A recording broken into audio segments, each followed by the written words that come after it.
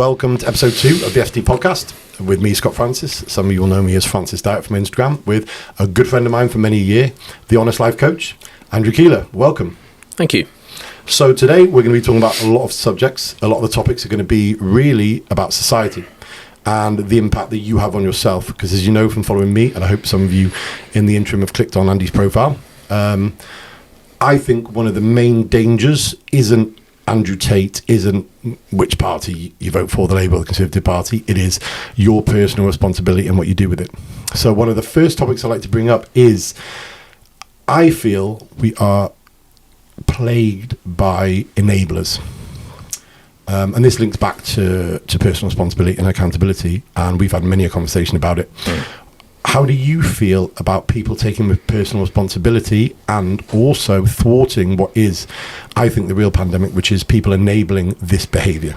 Yeah, for me, I mean, if you look at things just as they are, factual, mental health has never been spoken about more.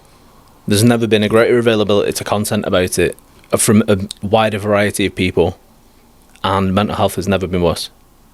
Yeah, I'd agree. And for me, I just think, like, people aren't looking at it in the right light. If everything that is being produced now is actually catalysing people's mental health to deteriorate faster, and people's mental health otherwise wouldn't, something needs to change. And for me, personal responsibility is right at the top of that pyramid, because most people, they will blame their mental health deteriorating on the government, social media, general media, the family, the friends, the boss, work in general, work-life balance. It's always something else, and it's never them. That is the biggest problem for me. That's why I push personal responsibility so heavily. Because for everybody that I've ever worked with, people that I've just helped in DMs, people that I know in real life, anybody that is taken on the mantle of accountability, of personal responsibility, the standard of their life increases. Do you think that's a painful thing to start? I know a lot of people will bleed how much their partner is doing to them, how unruly, we just spoke about this before, how unruly their children are, how they just gain weight exponentially. At what point do you, as a life coach, stop them and say, look, you control a lot of this? And is that a painful conversation? I do it right from the start. Right from the start, yeah. Like, I don't head into working with somebody with the intention of upsetting them or just being overly egregious. There's no need to be. But I will always be honest with people, hence the name, the Honest Life Coach. I will be honest over everything. And are they honest back? Or is that the painful bit? Eventually. Yeah, eventually. And the reason why they eventually get there is because every time they say something that is dishonest, I call them on it. And that is probably the main thing that people aren't used to, being challenged. Everybody's used to being enabled. Everybody's used to having a conversation in the office about how they've come off the diet, or the partner's done this, or this has happened, that's happened. Whatever excuse it is for why they haven't done what they said they were going to do. And everybody on their tables going, yeah, me too. Oh, last night, the weather, I was tired. Everybody enables everybody else because it feels good. Do you think that's the kind of the birds of a feather flock together? The idea that you choose people to enable the bullshit you want, the narrative you want to tell you. For instance, sitting at the desk, broke my diet, Shirley across the way has broke her diet. Marnie across the way goes to Weight Watchers. She's eating dust to put on 5 pounds this week. Do you think when they come to you, it's because they're ready to actually face the fact that deep down they know it lies with them? Some are, some think they are, and some think they're coming into something very different. Right, okay. Some people think that they're going to get spoken to by somebody that's going to understand them, they're going to feel seen, they're going to feel heard, they're going to feel special, they're going to be told that it isn't their fault, and that yes, your partner is a narcissist, or yes, you are being gaslit by your mum, or yes, your boss is a bastard. And 99% of the time they don't get that. And what's the pushback? Because obviously a lot of people come to me, and I've referred so many people to you, and I say to them, look, much like me, the thing that's stopping you going forward is the truth behind the lie, which you're telling yourself, and we all know, I know, you know. How is that best combated by you? Because obviously people will watch this and they'll go, you've already made great points, I need this, but will probably not be ready to hear it back. So the way that I tend to break people's belief system of the fact that everything that's going wrong in their life isn't their fault is I'll just ask them to tell me their story, essentially. Because the way that somebody storyboards their life is usually a really great indicator for the way that you think. So it'll be like, right, so that's the issue that you've got right now, but what's happened prior to that? And then prior to that, and then prior to that, and I'll be like, who was the perpetrator of those problems? And it'll always be, it was a partner, it was the partner before that, it was my boss, it was my sister. There's always someone or something else. And then I'll let them go for a certain amount of time, and then once I've built up a body of evidence that is essentially irrevocable, I can then say, it's always somebody else. And is that for your whole life, you've always been a victim of somebody else's actions, thoughts, feelings, words. You've not realised yet you're the victim to how you react to all of those things. And until you actually get that acknowledgement, you're just going to repeat and repeat and repeat. And is that met with any kind of blowback? Because I can imagine, I preach a lot of self-reflection in everything you do. Whether you did something because you went out and bought the car you shouldn't have, or you shouted at your daughter when you shouldn't have. What do you find is that first bit of blowback? Is it nope, that's not me, you don't understand me, you don't understand how hard it was? Yeah, it's personal responsibility. Yeah. So it can be anything. So one example that I like to use is a client from many years ago. She started with me, and the blame for the fact that her life was in shambles was because of her ex-husband, because he cheated on her and then left her. And I was just like, right, okay, how long ago was that? 9 years ago. Wow. So I let her run through the story, all of the details, and I listened to her, and actually listened. I listened to get as much detail from what she was saying as possible. I don't listen for them to stop so that I can then say what I think is right. And then I told her that for the first 6 months after the fact was his fault. The following 8.5 years were her fault. And she did not like that. I can imagine. At all. She didn't speak to me for 5 days, I think. A lot to digest for some. Yeah, well, it is massively. I basically told her that she'd lost the better part of a decade of her life because she had refused to get her shit together, and because she wanted to remain a victim and blame her ex-husband for everything. And then eventually she got past it, and she was just like, I really thought on it, and yeah, I've been blaming him for all of my bad choices. And that's being choices with food, choices with, successive partners, things she's done with the kids, everything. And it really didn't take very long. Once she come to that realisation and she was willing to accept that it was how it was, everything changed within about 3 months. And do you think in that respect people, they hold on to the choices they're going to make every day have something to do with the things done to them, instead of wiping the slate clean and being like, well, am I taking care of myself? Am I eating well? Am I disciplining my kids? Am I working as hard as I can? Those things will shape my future, not necessarily what the ex-husband did.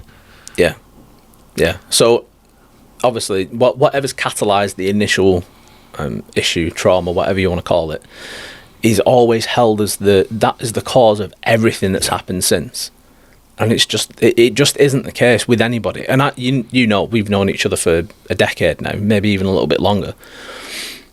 You know some of the things that I've been through. I mean, you were literally the only person, not even my parents, were privy to how bad things got for me after I'd left my ex-wife. You were the only person that knew. So you've seen what I've been able to do. And that has been nothing but personal responsibility. Yeah. The refusal to be a victim. You will never hear me speak about things that I've been through, anything, with the tone of the desire for sympathy. Yeah, of course. Because I fucking loathe people showing any kind of sympathy to me. Because to me, that'd be like you sitting there and just going, oh, you're a victim. I'd be like, fuck you. I've never been a victim. Do you think people in that respect then, you touched on a good point, just to digress quickly, do you think people almost are scared of taking that personal responsibility, and they want the sympathy because it absolves them of the need to do anything? It's the ability to abdicate responsibility. Because I remember you at not one point did you say, look what's happened to me, it stops. Yours was always, this happened, incidentally, I now need to do this. Yeah. So it's well, I don't like phrasing it like that, because whenever somebody talks about something that they need to do right now, everybody just starts with, it's difficult. Yeah, of course. It's easier said than done. Oh, God.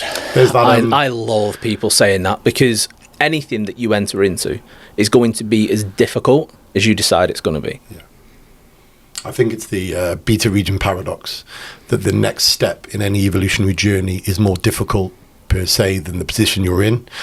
But then incidentally, it gets easier the longer you do it, but making the first step is the hardest. It's nothing more than familiarity. Yeah, of course. It's the sitting in the problem. Exactly. It's the comfortability of, well, even though my life's shit right now and I don't like it, I know what every day is going to give me. Predictable. Yeah. And then when you think about changing your circumstances, then all of a sudden you have no certainty at all in anything. Which is harder than incidentally sitting in the shit you're in. Yeah. Yeah. And it is, and it's like people would rather exist in a familiar discomfort than experience an unfamiliar comfort. Yeah. But as soon as you can get people to understand that is, in every respect, it's better.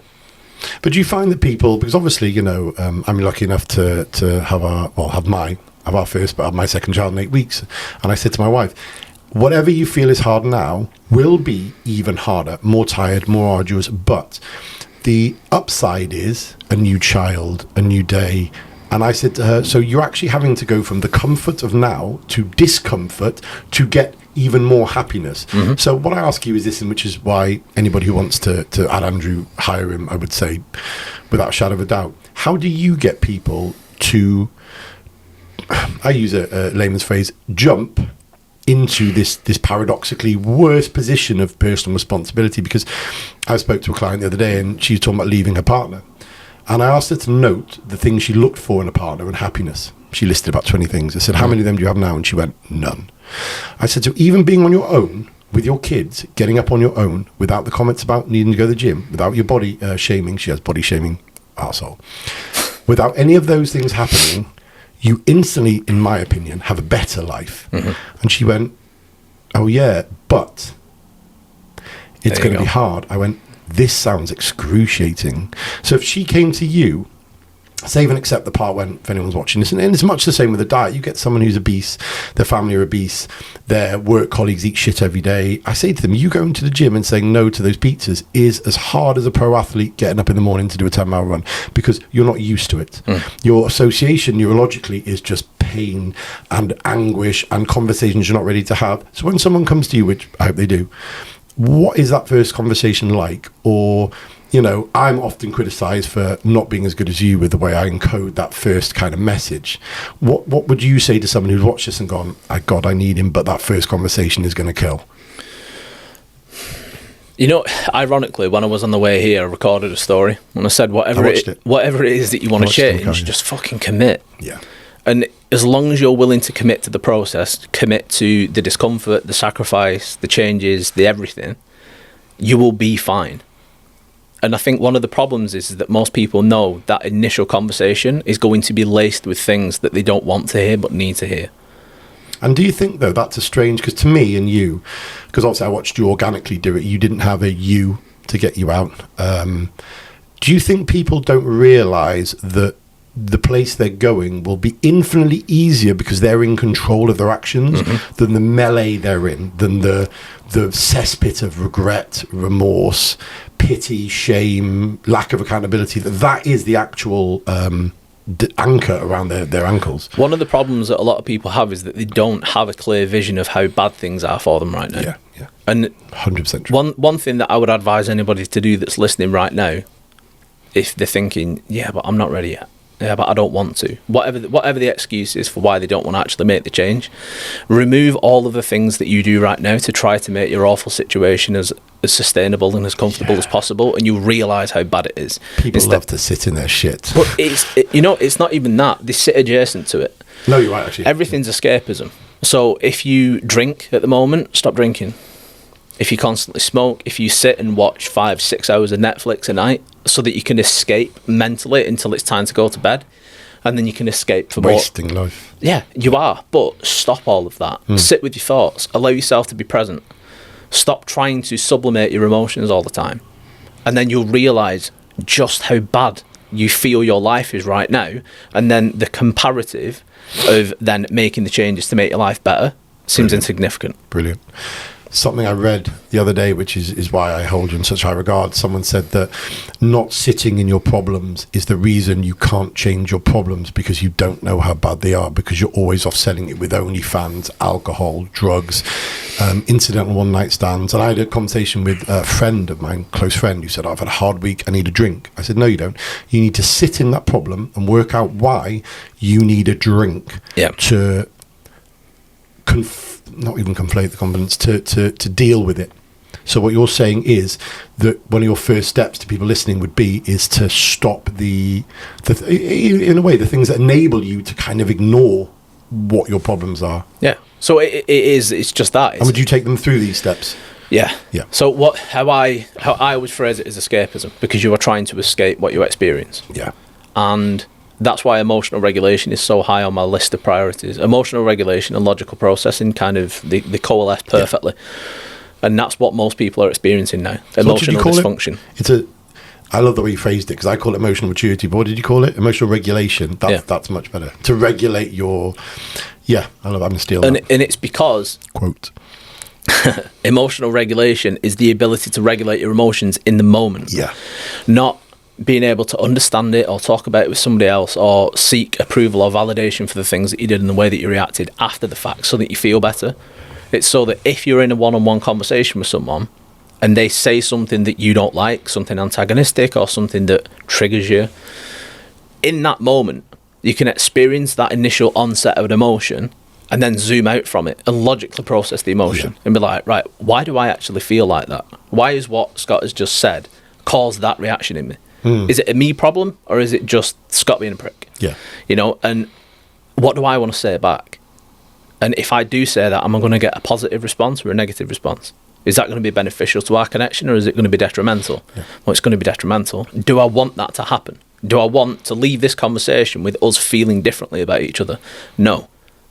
So I'm not going to react. And it's that, and that happens like that.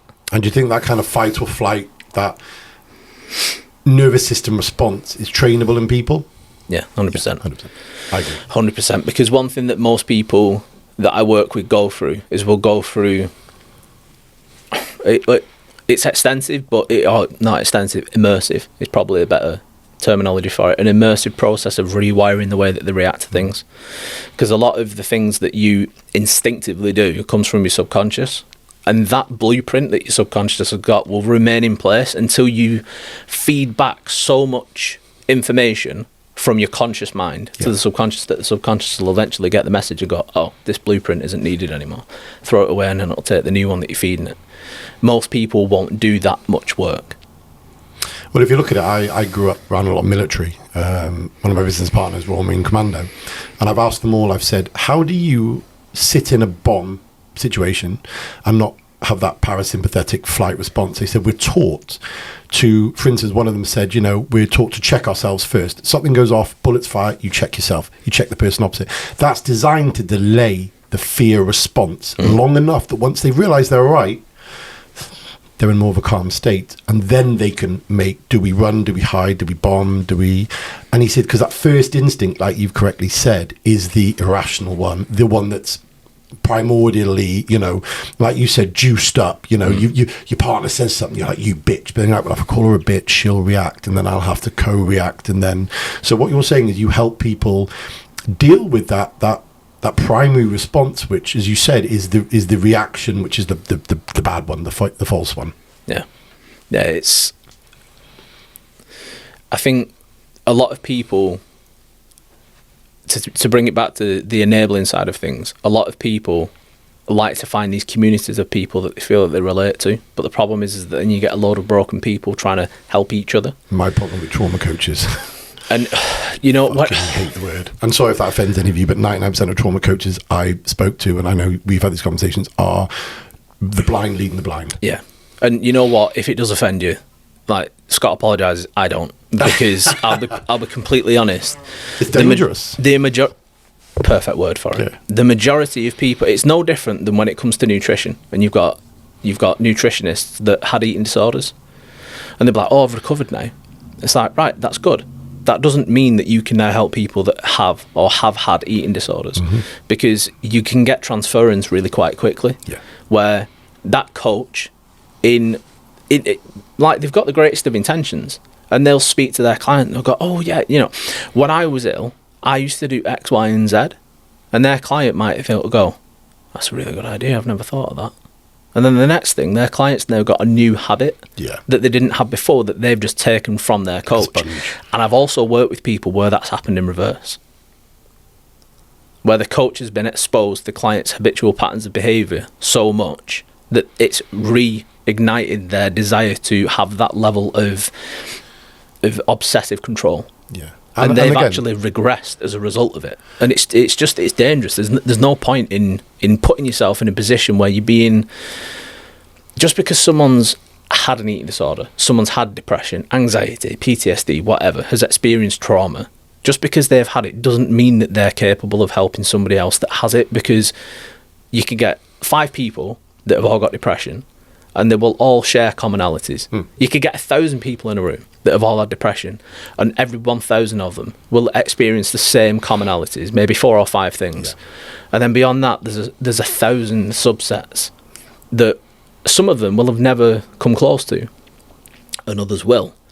And it's that nuance in it that makes it that just because you've had depression doesn't mean that you can help other people.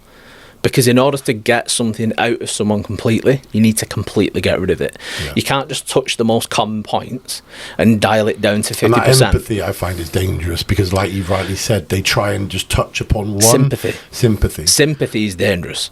Empathy is helpful. I'm very empathetic, but I experience no sympathy for people. Yeah, of course. And I'll say this openly to people. We're not, and I'm not saying Andy may, he doesn't, but he may. I'm not saying people are bad if they want to be trauma coaches and want to be coaches. We're just saying that, what's the phrase? You possibly should think twice, because it can be deeper than that. And funny, if something you said about the sympathy, I said to a few people about you, I said, there's a difference between being empathetic and understanding why something's happened to someone, and then ruining their chances of healing with sympathy. And people can't, I say this to people all the time, with me especially, I'm like, I'm not telling you this because I think you're a bad person. The trauma coach may be the loveliest person I may ask my cousin to marry, but what you're doing ethically isn't good. Yeah. And that doesn't mean, again, that you aren't a good person. There's a divide. Yeah, and the problem is, like, what you just said then was perfect. The way that you worded it was perfect. Like, ruining someone's ability to recover or get better with sympathy, because it's more often than not, it's the message that person doesn't need. And even if you've got the best intentions and you just really want to help people and you want to be the person that you needed when you were at your worst, I get that. I really do. But if you genuinely want to be that, you need to make sure that you've done more than the necessary due diligence to get yourself where you need to be in order to be able to be that person. Most people aren't. And most people don't do the work. Yeah, of course. I think I had a client recently. She's an amazing recovery specialist for addictions. Runs a big team in Liverpool. Rachel, shout out to you. She stepped back off plan. She actually messaged me and said, Scott, I'm not being authentic with you. I'm not doing the habits I should be doing, and I feel like I'm a bit of a fraud in what I'm telling you I can do for other people, and I'd like to work on this. And obviously, I was like, that takes such strength to realise that you're not necessarily the article that in certain respects you're asking others to follow. So that was just an aside. She had a coach who I coached, who was terrible with a diet. But her media was all about discipline and being able to enjoy a bit of chocolate. But when she did, she'd go off the planet. Yeah. And this girl came to me from her because of that, from saying, well, she's trying to transfer onto me what she thinks she can do. I can't eat the chocolate every day. It sends me off into a binge. But every time I do, she says, it's okay. I've been there. And I said, it's like the blind leading the blind. No. And this is why I couldn't continue it, because I said, you're not being authentic to your target audience. And that I find is indicative of trauma coaches and people, which is why you stand out, is people haven't done I know someone who said to me, and she doesn't live in this country anymore, and I coached her for a year, terrible breakup, handled it badly, bless her. Next year I saw she was doing groups of women telling them how to heal, and I messaged her and said, you're not healed. Yeah, and you see it all the time. In fact, just yesterday, if it wasn't yesterday, it was the day before. I don't know if you follow the page, The Tin Man. No, but I'm aware of it. Incredible page. Genuinely incredible. And I'd commented on something on that, and as I was scrolling down the comments, came across a female that had commented on that particular topic, just completely disregarding the male perspective. And given the fact that it is a male support page, completely the wrong environment to be saying the things that she was saying, but she was a relationship coach. That's bonkers. And what she was saying was the term misogyny gets bandied around all the time. Like narcissist. I honestly say to a few of these people, not that you need to have any qualification in psychology or read a book, but most of the it's like when people, I watched a page yesterday anecdotally, and a white person said to a black person about being racist, and it wasn't racist, they were being prejudiced. They weren't actually putting the other race down, which is the definition of racism. Yeah. They were saying, I don't like the way the Chinese people do this, or I don't like the way, and I said to them, half this page, you don't know the definition of racism to be on this page, so you shouldn't potentially comment. And again, I see women come on male posts, and again, I'm not saying that the fairer sex can't have comments, but it's like you must have had it, where a girl comes to you and says, my boyfriend's done this, I've talked to my girlfriend, and I go, let me stop you there. You got 100% the wrong advice. I don't comment on, it's why when it comes to the, I can't remember what the abortion movement's called, when men have their say, I say, you can have an opinion on the movement, but get your feet out the water. It's not your fight. You know, we're kind of sat on the sidelines in this. And when you're talking about the lady, do you feel there's a lack of, not to make too much of an aside, a lack of male coaches when it comes to the male animal because of females? I'm not saying that females can't be great life coaches and psychologists of men, but do you feel this toxic masculinity you touched upon and the narcissism and the saying a man is this when it's possibly because they're still jaded from the breakup? Do you find that is flagrant as I find it? Yeah, there's an awful lot of it that is biased heavily against men. Huge. In all of the situations. So, another perfect example. I can't remember what page it was on, but it popped up, and it was essentially a news story of a woman that had left her husband because she'd managed to get tickets to the Taylor Swift concert. That was also on their 5th wedding anniversary, and they were due to renew the vows. Ceremony, everything had been paid for. It had been planned, obviously, way in advance. She was a huge Swiftie, and she went to the concert instead of going to the thing. And because prior to that happening, the husband said, it got to the point where the husband felt it necessary to say, right, fine, you either go to the concert or we renew our vows. If you go to the concert, we're done. And she still went to the concert. And the comment section was full of women saying, yeah, she did the right thing, you don't need a man in your life like that, and blah, blah, blah. And I was like, I commented and I said to all the women in the comment section that are saying that she did the right thing, keep the same energy. Next time one of your friends or somebody else on social media tells you that their husband chose a football game or playing golf with the buddies or something else over something that she deemed to be important. Because it can guarantee if the roles were reversed, all of the women in the comment section that would fucking punch in the air, bloodbath, it'd be the opposite way. It'd be, she should divorce him, he's a piece of shit, blah, blah, blah. And back to, coincidentally, this enabling is happening again. Yeah, it's everywhere. And that, within society, is probably the most toxic thing. That and segregation of demographics is the most toxic thing that we need to deal with at the moment. Because everything is centred around, people can only see oppositions. Everything's black and white. Yeah. And it could be, you and I agree on terms of 10 different topics. Yeah, you and I disagree on something political or something that is societal, and all of a sudden, we're opponents. Yeah. And we don't agree on anything. And because of your view on whatever that societal thing is, I now tie you to everybody else of any opposition group to mine from anything. So if you look at something in a relationship aspect, the opposition to me, I all of a sudden see you as the opposition politically, psychologically, societally, in every different aspect. If I'm capitalist, you're now a socialist. Yeah, I haven't spoken to you about it. Yeah. I'm just making that assumption because you oppose one of my views on one thing, which means that you must oppose me on everything that I think about.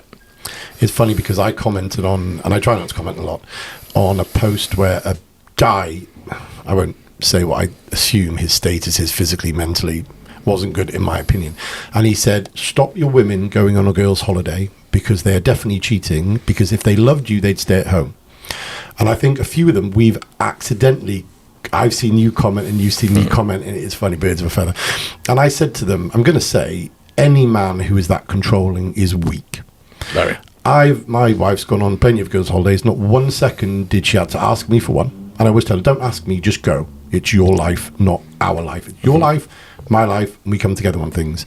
But number two, you have to be an inferior male to immediately think that your partner is up to no good because they're having fun.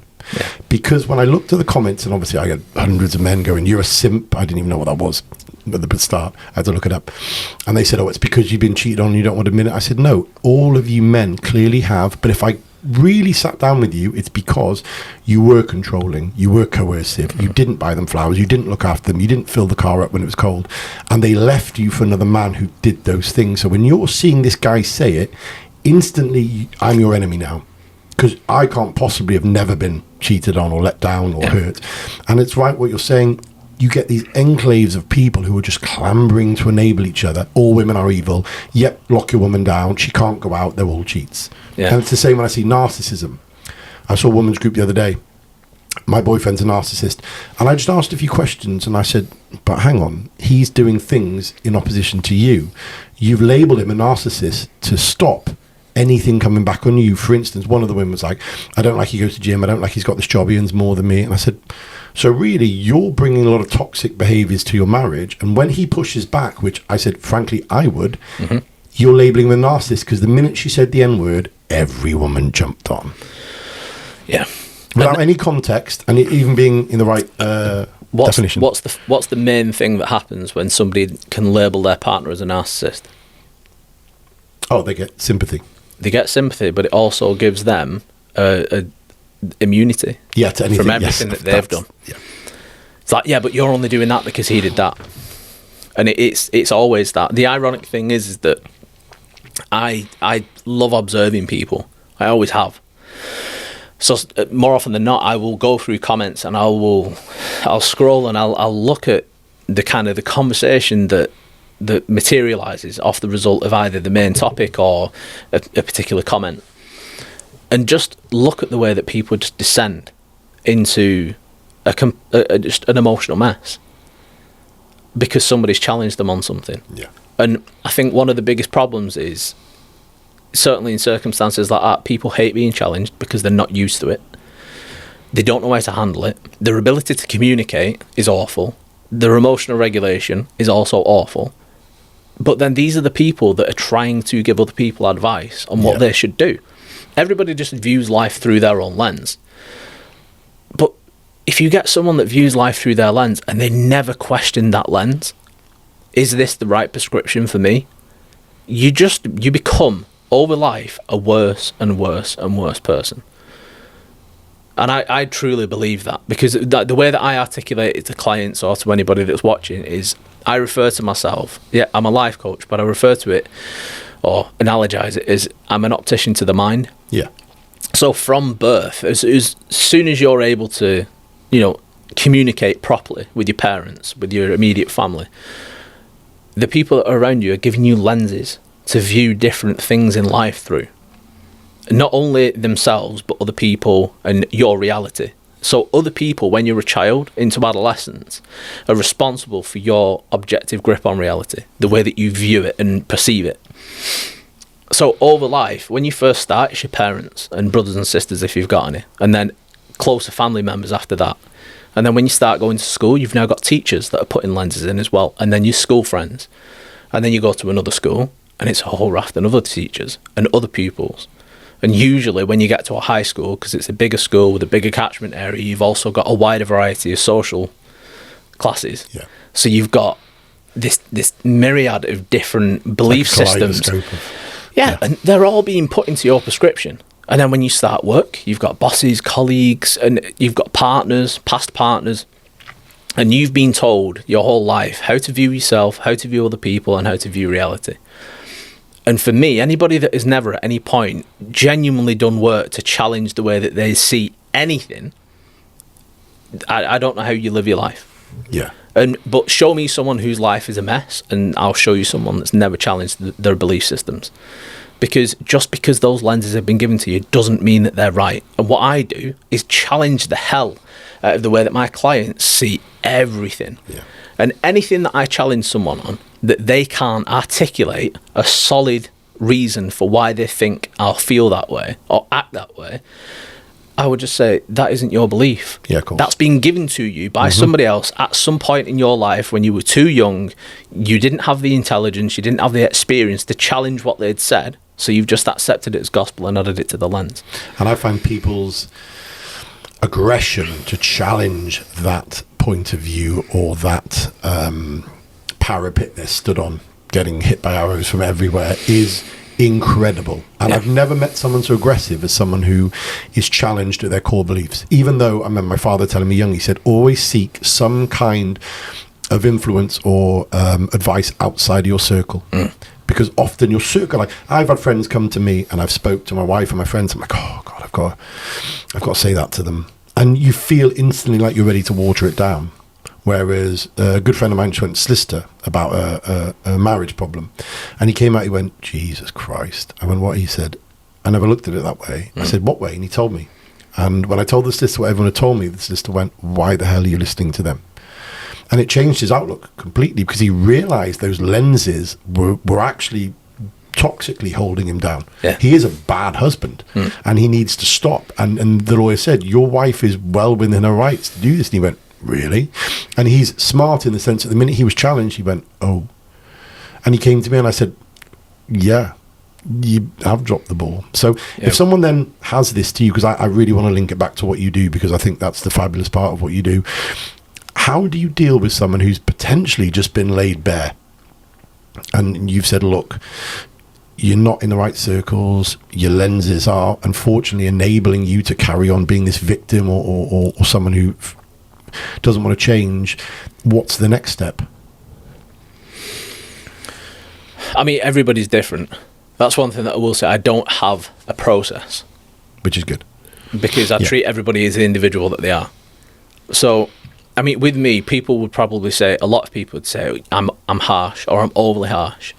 For me, I just treat people with respect. I treat people as what they are. These are serious subjects. They are. I mean, this is your life that we're trying to get together. Yeah. And I don't really give a shit if I say something and it upsets you. Because if at the end of the time together, you've got your shit together, you're happier, your children are happier, you've got a better future ahead of you, then good. I'm glad I upset you when we first started working together. Because if I hadn't, you probably wouldn't be in the position that you're in now that we've stopped working together. Well, the very basis of enabling is to not upset someone. Yeah, so, I mean, for me, it's baked right into the title, The Honest Life Coach. For me, honesty is probably the most important thing because it's integral to integrity. And for me, I'll use this as a story just because it's an easy way to kind of articulate and get the point across. I'd started dating someone, big mistake, from my gym. And when I'd started dating her, somebody else that I'd been seeing prior, who was still at that gym, obviously got wind. All of a sudden, they'd become friends. And then this one day, I shows up. I'm still stood in reception, chatting shit with one of the PTs.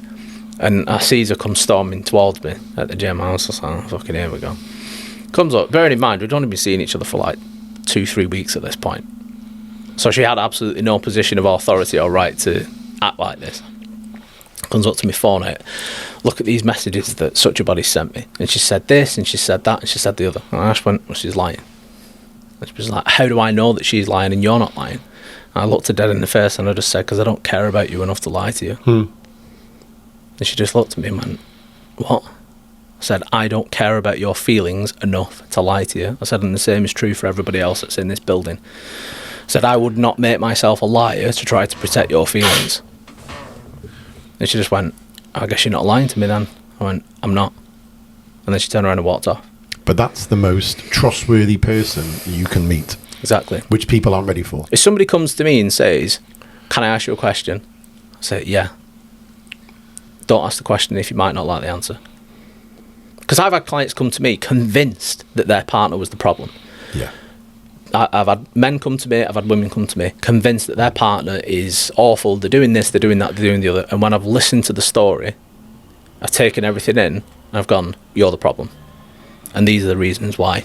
And I will just break it down with logic. No emotion. I strip all of the emotion out of every situation, because that is where the problem's caused.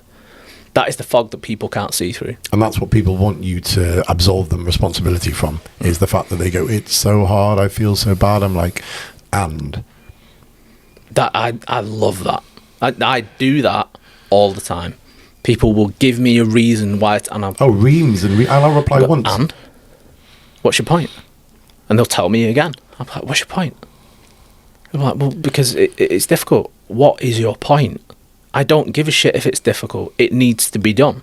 So you either do it now, or you kick and you pout and you scream for another 6 months and things get worse, and then you do it. Yeah. Or it might be 5 years and then you do it. But I can tell you now, for every additional day that you wait, it might not add a day onto how long it's going to take you to correct it. That one day might include an event that then adds a month or 6 months or 12 months. You might meet someone and end up in a 5-year relationship that then gives you more things to try and deal with. And do you think that what I've found is the and, whatever people use to kind of separate someone's emotion from the logic in hand is, do you find people come to you and even though they want you to help them find the solution, most of them is still sat in the problem, is in the sense of if you turn around and say, "Well, yeah, it's going to be very hard then.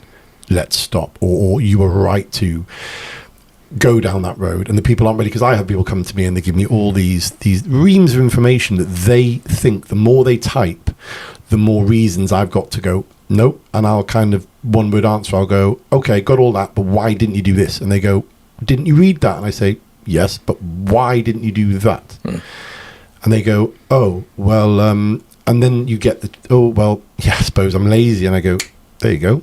You're lazy. That is incrementally happening everywhere." One lady yesterday, she told me something she did, and I said, "Why aren't you following what I said?" "Oh, it's hard, so I did this." I said, "So you paid me to tell you to do something, you didn't do it because it was hard." "Of course it's hard, it's day one." And she went, "Right." I said, "That's a very lazy attitude. I bet you do it elsewhere." And bless her, older lady went, "Yeah, you're right." I said, "Well, if I'm right now, I can imagine a lot of your life you need to stop being lazy in, which means that you're probably..." And she just admitted, she said, "Yeah, I do that." And it came out that her problem was just laziness. Easy, but people enabled that. So when you go through these changes with people, do you find it's quite quick that once they've trusted you? Because I've got friends who've been coached by you, and they say, once I had my eyes open, it was almost exciting to change. Yeah, that's it. Once somebody gets over the emotion of being challenged and realise that they're wrong, I think that's probably it. Accepting that what you thought was right was wrong. Big. Yeah, 100%. People can progress and change everything in an unbelievably short period of time.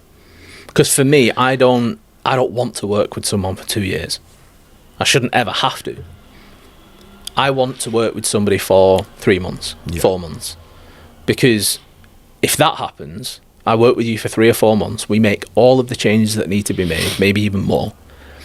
You make amazing progress, and then you've got to the point of self-sufficiency where you no longer need me. You can go off and you can continue to progress without me being there. If I can do that every 3 or 4 months with someone, all that means is that I can help 3 to 4 times the amount of people in the length of my career. Even if it's not going to affect my income. So if I work with someone for 3 months, I can earn more money because it would just mean that I'd work with 4 times the people, all of them paying me the same. But I would rather work with more people and help more people than work with the same people that are really, really slow. Because everybody progresses differently. There tends to be 3 common traits as far as the path that people will follow for progress, and then there's people that are either side of the line. The first one is people that start, and right from the word go, they go. Yeah. And it's very linear. Yeah. Other people will have an incredibly sharp uptick in the first like month, and then it will kind of peter out. And it doesn't necessarily plateau, it continues to increase, but it's very, very, it's like 1% beyond that point. So they still make a large amount of progress over the course of the year, but in comparison to what they did at the start, it seems almost negligible. Yeah. And then there's other people that have got that in reverse. They start and they make almost an insignificant amount of progress over a period of 3-4 weeks, 5 weeks, 6 weeks, even to the point where I've had some people say, I feel like I'm not making any progress. And I'm like, keep doing what you're doing and commit more. Every single time you feel that you're going to even remotely give yourself an excuse to step out of the path that you're on right now, force yourself to stay in it. Yeah. And then they'll get to like week 9, 10, and then they go, all of a sudden. And they're like, oh shit, I feel like a different person. Yeah. But that's normally at the point where their identity is shifted. So the people that have a meteoric progression at the start, they came to me ready to change their identity. They wanted to be challenged and just remolded. The people that it's the opposite way, they're resistant at the start. Those are the people that I really need to show the reality of the fact that they are their biggest problem. So would you find the phrase feelings over facts with those people, you're having to, even though they want to change, those feelings stay longer, whereas some people come to you and they go, look, I'm clearly the problem, or there is a problem. Tell me, show me, and I'll just... Yeah, because I mean, I do say that with clients. Facts don't care about feelings. Yeah, they don't. Yeah, same as me. It's literally just a case of, these are the facts. Yeah. It doesn't matter how you feel, because that's another thing as well. People have it constantly reaffirmed that the way that you feel is important. It's valid. I wanted to segment onto this. If somebody doesn't agree with you, they're invalidating your feelings. Jesus. Sorry to tell you, but probably 90% of the things that you feel are fucking irrelevant. Jesus. Someone asked me the other day, said, how are you feeling this morning? I said, fine. They said, oh, you doing? I said, regardless of how I feel, I've got to get what's done. I have to do what I have to do, regardless of how I feel. Yeah. And incidentally, I don't feel like doing any of them, but I'm going to do them anyway, because this feeling will pass. Yeah. And I think a lot of people would make a lot more progress in life in general if they took the time to acknowledge everything that was going on. Because you'll get some people that get such a cognitive bias where it's borderline obsession with the negatives in their life. That's all they look at. Yeah. Like, I remember years ago working with a guy, introducing him to gratitude, and it was literally like he'd never heard the word before. And I said, I just want you to start by writing a list of 3 to 5 things that you're grateful for. And he acted like a fucking petulant child. I've not got anything to be grateful for, life's shit, blah, blah. I was like, you finished? I was like, yeah. I was like, do you have kids? Yeah. I said, are they healthy? He went, yeah. I said, you're not grateful for the fact that your kids are healthy. You're not grateful for the fact that you've got kids, that you've got 2 people that love you genuinely, unconditionally. Even though your life's in fucking tatters right now because of you, because of shit decisions that you've consistently made, you've still got 2 people that love you without question. Well, yeah, I'm grateful for them. You're grateful for the health. Yeah. You're grateful for the love that they give you. Yeah. I said, right, that's 3 things. Yep. I said, where are you right now?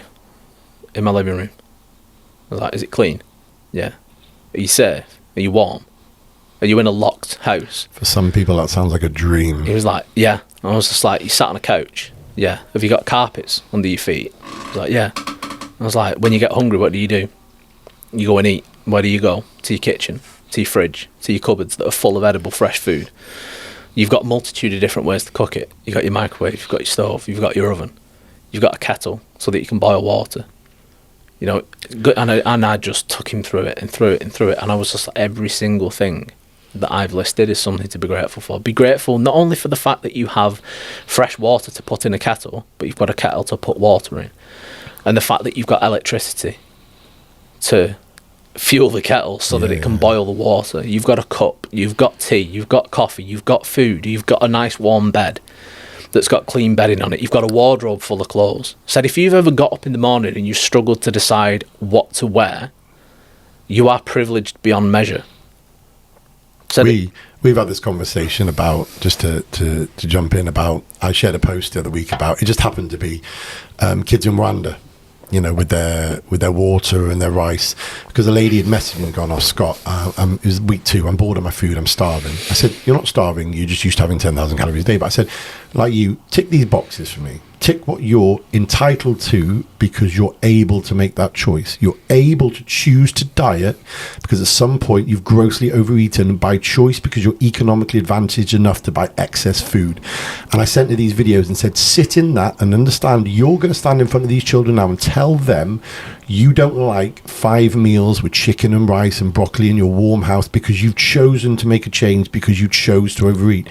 And she went quiet for hours. Came back and went, Jesus Christ. I said, yeah, because for what people think about me, I sit every day with my wife, and we were lucky enough to go to New York, and we stood in Times Square. I said, so take this in. We are lucky beyond measure to be here. Yeah. And that, and everyone knows, you know, my wife likes to call it my autism. You know, I've had the same foods every day for 20 years because I genuinely don't understand the hurrah of loving the food. I'm lucky to be eating it. You know, I've been unfortunate in life to not have enough food at points, and I know people who've been homeless, and I've got clients now who've been to food banks, and I find it abhorrent, and I mean to offend, when people go, oh, I'm bored dieting. I say there are people out there who would kill to be healthy enough to eat properly now, let alone choose to diet. And I agree with you. It genuinely does, and it should, and it bothers me, that kind of petulance. Because that's it. If you're fat, you're privileged. 100%. Jeez, beyond measure. And people go, you can't say that. People are fat because of socioeconomic environments and blah, blah. Oh, fuck off. I used to be a financial advisor. I've been in people's houses. I've been in people's houses that are in debt. I've been through their bank accounts. I used to have access to people's bank accounts. I used to see where they used to spend the money and what they used to do with it. I know these people that are, you know, they're on the poverty line, and they've got 2 adults in a household, and they've got 1 job between them. You know, and I've sat with people. I sat with mum, dad. Right, which one of you works? I do. What job do you do? Normal job, doing 37 hours a week. Why don't you have 2 jobs? Why should I do that? Because you're broke. Yeah. Because you're in debt. Because your child just came downstairs and asked for food and got shouted at by both of you. Because you have to. That one situation is one where I kind of overstepped the mark. But I didn't give a shit. But then, because I absolutely roasted those parents. Back to the first topic, you weren't enabling them to live the lie that there's nothing they can do, we do enough. And in fact, I want to come back to this, but here's a topic we talked about, and one that I find with a lot of people, this idea that you are enough, that you're doing enough. Yeah. Because I know you love this one. And I love hearing you talk about this one, so I want to know, you know. You know what? And I think to kind of bring those two together, parenting and you are good enough.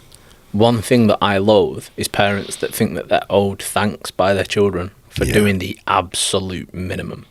So if you house your children, you feed your children, and you clothe your children, you get absolutely zero applause from anybody for doing that. Because that's the absolute minimum that you should be doing. They weren't asked to be born. Exactly. That you know, I've said that. I've said that so many times. There isn't a single child in the history of life that's ever asked to be born. Yep. You owe them as much as you can give. Exactly. That's why I have the stance that it isn't now, nor will it ever be, my children's responsibility to make me proud. It's my responsibility to make them proud. 100%. If I don't work to the point where my children are proud to go, he's my dad, then I'm failing massively. That's the only thing that I think about. But everything that I do, I base around my children. Would my children be proud of what I do for work, the way that I help people? Would my children be proud of the way that I look after them and raise them? Would they be proud of the way that I help my clients? Would they be proud of the way that I look after myself, the way that I look after my partner, Beth? And that is a wonderful measuring stick that I like to use, because nobody's opinion on the face of the earth matters more to me than my 3 children. Of course. And I'm always caught than taught. Which brings us on to the subject we talked about in Costa, but we'll leave it for a second to the you are enough, because what I find, and I wanted to touch upon with you, is people will say to me, oh well, I had this go wrong in a relationship, or I wanted to go for this job, and you know, someone said, you know, you are enough, and I'm like, you might not be. You might be a selfish boyfriend, so you weren't good enough. You might not be 7 foot tall, so you're not good enough for the NBA. Yeah. You didn't do any personal development, so you're probably not better for the promotion. Why is there this movement that you are enough? Because it's another layer to abdicating responsibility. You don't need to change. Yep. You're a wonderful little flower as you are. No, you're not. Yeah. You're just not. You know, it's not always... Somebody breaks up with somebody. Oh, he wasn't good enough for you anyway. Not true. Maybe you weren't good enough for him. Maybe after he got past that initial interaction and the initial representative that you showed him and he saw the real you, he realised that you weren't good enough and he wanted to be with somebody else. And this idea that people should stagnate in life and do no personal development yet think they're enough absolutely baffles me. And I've sat with people and gone, That's what I was saying before. You didn't try and level your job up. You weren't in any better. And in fact, I find this happens in the inverse. They stop training as hard. They stop buying the flowers. They stop going on dates. They stop being attentive. They get out of shape. They don't further their career. And then when they get left, someone says, oh, he wasn't good enough for you. And I'm like, motherfucker, are you alive? You dropped the ball all over the place and he refused to not kick the can down the road for another 10 years. Yeah. Do work on yourself. And they look at you as like PK said, like you pissed on the kids at Christmas. Yeah. And I go, just sit in it. And it is, like you said, somewhat what's the phrase? Responsibility tool, because I know when I'm not doing what I need to do. And I said to people, it is a mindset, because people aren't self-reflective. You don't know when the next hill is coming, and if it's your hill to climb or their hill to climb. And the whole idea that you are enough. I hear parents say, "Oh, you didn't win the race. Oh, you know, it's okay. You know, you were good enough." I'm like, "No, you were clearly third. You weren't. Please don't try and be a sprinter or in any competitive sport, because it's not about being enough. It's about being the best." Yeah. And unless you do the personal development to run faster, to have a better diet, to be fitter, you'll never win. But if you're told you're always going to be enough, life is going to kick you hard and quick. Yeah, and it will do it constantly. Yep. And people don't want to learn lessons. But do you think that goes back to the point you made about people don't want to sit in the reality and the pain, that you didn't do enough and that person left you because, for want of a better position, they should have left you, and that's for you to learn? Yeah. Because no one's telling them the truth. Yeah. Everybody wants to make other people feel good because it makes them feel and look good doing it. Yeah. But it's like what Elon Musk said. He doesn't give a shit about looking good. He wants to do good. Yes, of course. Because it's the doing good. That's the only thing that matters. Yeah. You know, there'll be messages that I sent to clients, voice notes, things that I've said in calls, that if you remove that from context, it would make me look awful. But when you put it in 100%. context of how much their life has changed over that time period, it's a complete game changer. Like one of my clients, we've just come to the end of our time together. We've been working together for, I believe, 6 months. It will be just about 6 months, maybe a little bit shorter than. And when she came to me, her whole life had just been turned upside down, because her husband had just turned to her one day and just gone, "Yeah, I don't want to be with you anymore." And it was literally just out of the blue. It wasn't like, oh, things had been decaying for an extended period of time. It was quite obvious that things were going wrong. Everything seemed fine. And then all of a sudden it was just dropped on her. So she had massive things to deal with. But she came to me like, I can't let this ruin my life. I can't let this ruin me, my businesses, etc. I've got too many people that depend on me. I need to get my shit together as quickly as possible. Can you help me? I was just like, 100%. If that's your attitude, 100%. And the way that she's progressed in those 6 months is inspiring. Is probably the best word for it, because she took everything on the chin. Every time I told her she was doing something that was causing the problem, she ate it and just went, right, what do I do? How do I do it? I found the older I get, the more I seek out people like you. And I say to people, I'm lucky to have a big team at work now, and I will put in our group, am I right in saying that to them? Did I assess this correctly? Am I at fault now because they seem to have kicked back? And you've done that with me so many times over the years. And funny enough, we had this conversation about refunds, the fact that people think you should absorb their mistakes, not them as well. I've said to people, no, apart from there's laws that exist to protect the business, you must understand that your role in this was the one that predicated it going wrong. I'm not absorbing that problem. Yeah. And the older I've got, the more I've said to a lot of clients who, especially with weight loss, I'm like, come to me assuming it's you first. And if by magic it's not, brilliant. But when I go into a situation and I have my business partners, I'll say, I probably dropped the ball on the admin there. How come that's gone wrong? And they go, no, it wasn't you. It was that. And I'm like, great. But I assume a lot of the times, I watched 2 podcasts by Jacka Willink. And I'm not a great fan of the American Navy SEAL way, because I find them to be very Hollywood about it. You know, they speak into the microphone and you must make your bed. And I'm like, fucking hell, I don't make my bed in the morning. I don't do ice baths and I don't meditate. I must be shit. But he says everything is his fault first. And he told the story of his platoon did something wrong and he went to see the major general and he said, what went wrong? And he said, me. I went wrong. He said, no, it wasn't. It was this sergeant. Bye-bye. He said, no, I chose him. So it was my problem with the selection process. He said, no, he did. He said, yeah, I know. And I put the training in place to stop that happening. So it's also my fault. And I find if people came to us in our different respects and said, do you know what? I've clearly dropped the ball. I'm 25 stone. I've got diabetes. I'm having heart issues. Tell me how, when I went left, I should have gone right. It would be from day one. Yeah. And I've said to people, the reason some of my clients lose 8 stone in 8 months is because the first time they emailed, they said, I have put myself in the shit. Yeah. Instead of people come and go, oh, it was, and they send me these reams of, like you said, every other problem, every emotional cue.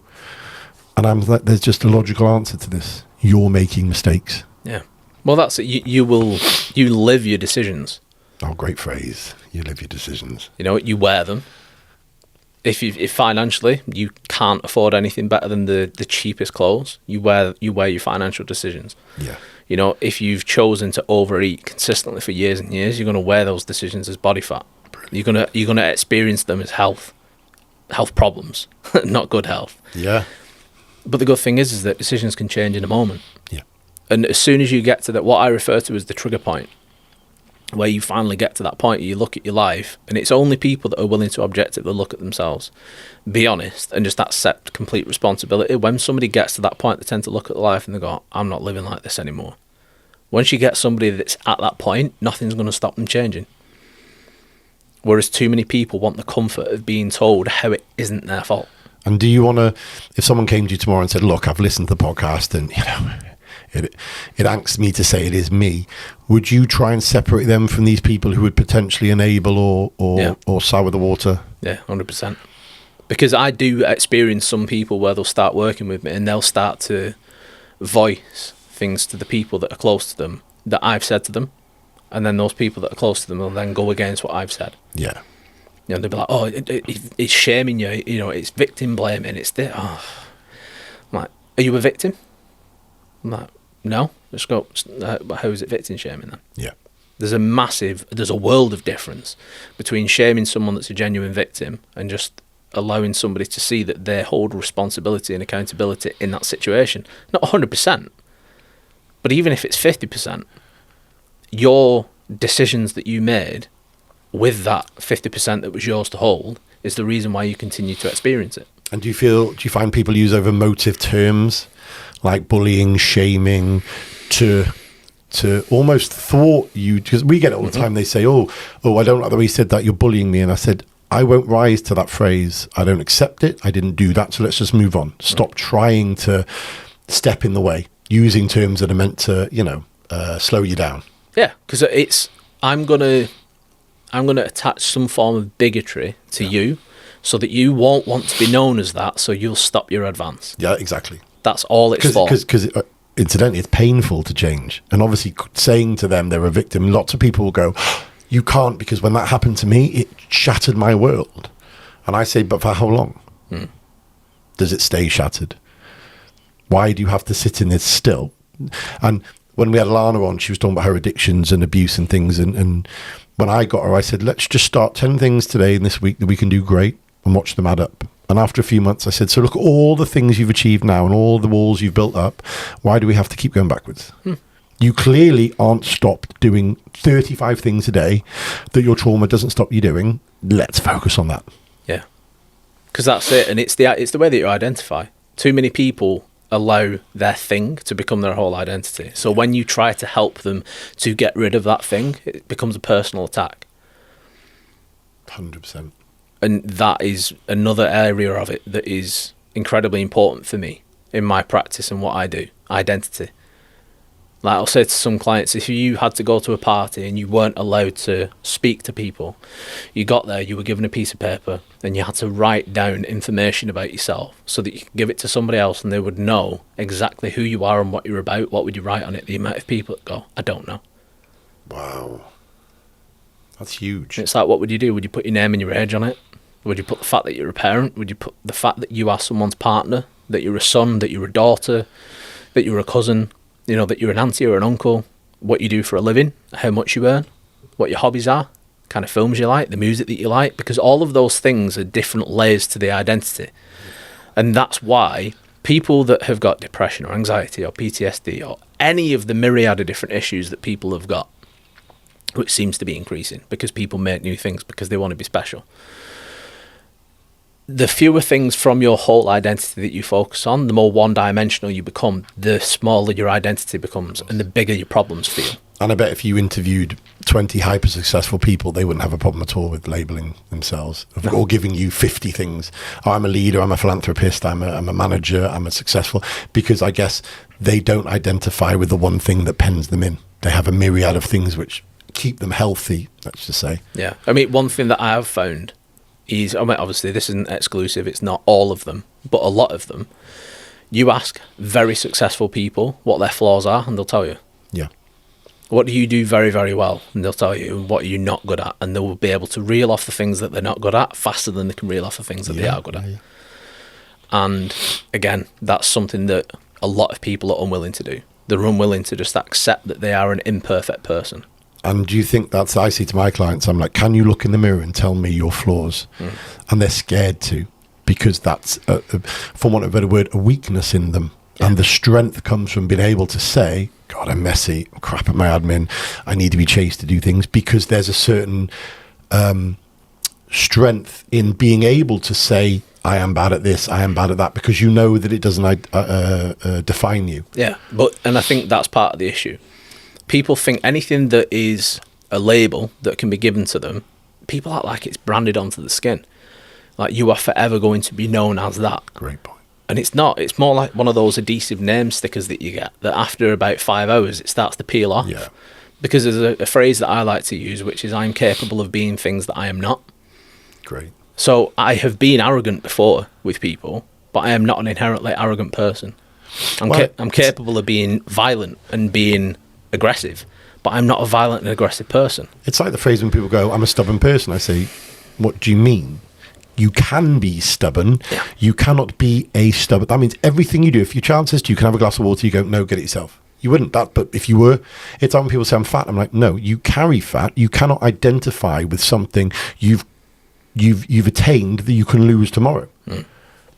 It's like when people go, some guy said to me the other day, bless him, and he said, oh, I'm a bit of a loser. I said, I bet I could find 20 things in your life you're great at, which means you're not a loser. You think by not being as strong as me or as big as me, that makes you a loser. It doesn't.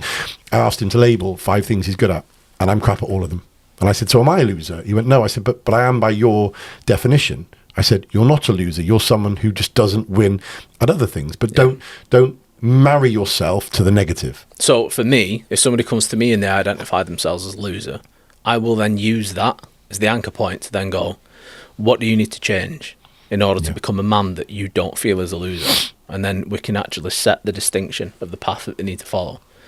And then along that journey, the other things that they are already good at kind of come to light. I refer to it as the bleed effect. As you start to improve in one area of your life, the positive movements that you've made in that area, because a lot of the things that are required are habitual, you automatically start to apply them to the rest of your life. So everything starts to come up. You find that with discipline, don't you? When people start getting disciplined about their food, their body, the times they go to the gym, they start being more punctual at work, they start taking more care of their appearance, being on time for others.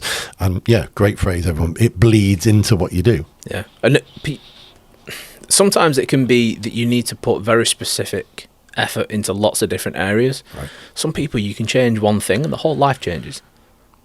And is that back to what you said about them wanting to change from the get-go, that they really take that and go, actually run with it, and it Sometimes yes, but sometimes it's literally that the main issue that needs to be addressed catalyzes everything else. Right, okay. So that's the bleed effect, but to the negative. So I had a client late 2021. Lots of different areas of her life weren't where they wanted it to be. Business wasn't, she had a side business, work wasn't, her relationship wasn't, fitness wasn't, nothing was where she wanted it to be, and she was aware of the fact that she was capable of more. And I made her start getting up an hour earlier than she normally would, because she would stay in bed to the last available minute, and then she would get up, and then she was just in rush mode. Everything that she wanted to get done in the morning, she would rush. And then she'd be in the car, and she'd be like, you know, when you're trying to like get a car ahead in traffic because you know that you're on the minutes. And getting up an hour earlier allowed her the opportunity to get up and chat with a partner, or get up and have a shower and not rush the shower, and then actually have a little bit of something to eat and have a coffee with a partner so they could chat before she left for work. And when she left, she was chilled and she was listening to the radio. And instead of being sat like hunched over the wheel, stressed with her shoulders in her Fight ears, mode straight away. she was sat back and she was relaxed. She showed up to work early. The first day she got to work early, her boss made a point of it. It was just like, Who's this? what are you doing here? Yeah. And then she was less stressed for the entire day. And that one change altered the connection that she had with a partner and the quality of the relationship, overall stress levels, you know, like all of the negative emotional things that she was experiencing kind of dissipated. And her initial worry was, I'll be tired. I was like, go to bed early. Just go to bed an hour earlier, get up an hour earlier. It's not complicated.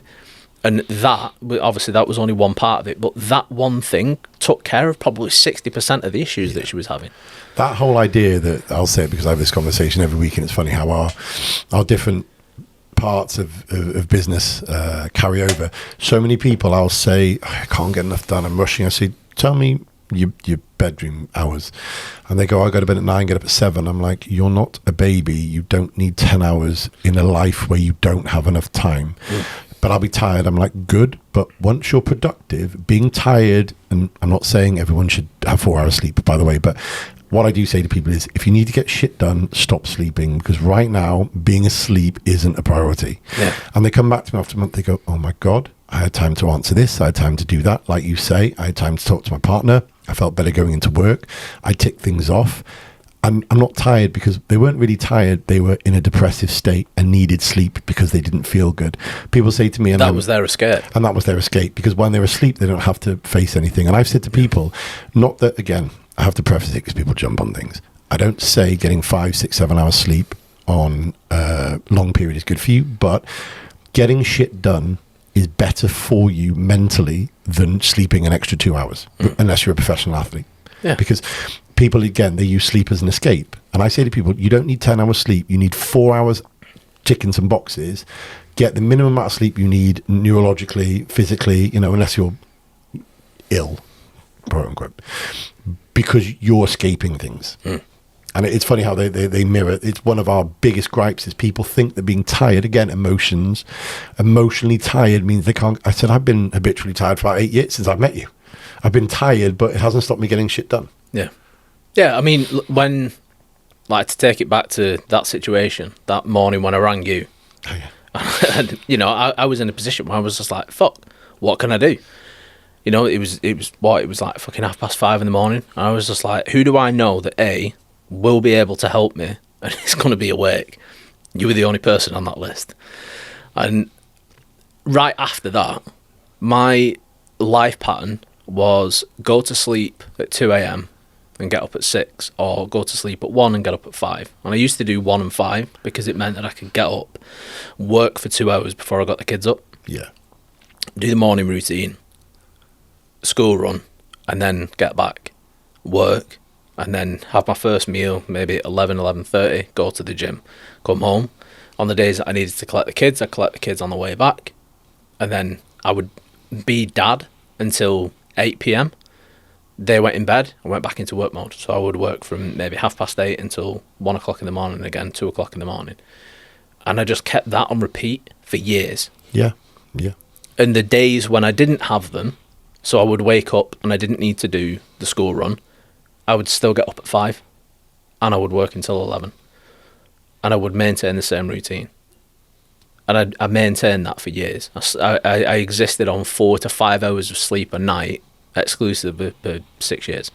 And this is something I do think that, and again, I'm not poo-pooing Peter Attia and everybody Huberman that says sleep is vital, because it is paramount. But, and this brings me on to another topic, I'm a child of a wartime family. My granddad, grandma, they were in the war. My mum and dad were born in the 40s. their parents had no sleep for years. Bombs were dropping. Food was scarce. They lived till they were in their 90s. Again, you know, anecdotally, they also were more sturdy, more stoic. They didn't believe that the odd night of missed sleep would hurt them. And this is where feelings are really out of control. People tell me, they go, Scott, I can't possibly have 5 hours sleep. I'll die. I'll get ill. And I said, have you tried it? And they go, no. And I say, your feelings are out of control then. Because the day I feel something and don't try it, it's why you have to let your children, to a certain extent, hurt themselves. Because they have to feel that the action mimicked the... No, don't let them jump out of a 2-story window, but let them fall off the sofa. Let them bump into the wall. Let them, you know, touch something hot when you've told them not to. Because that, ow, is the response. And I said to people, don't sleep, get stuff done. I can't, it'll go wrong. 6 weeks later, like you said, they go, oh my God, I've got a myriad of things done. I'm like, there you go.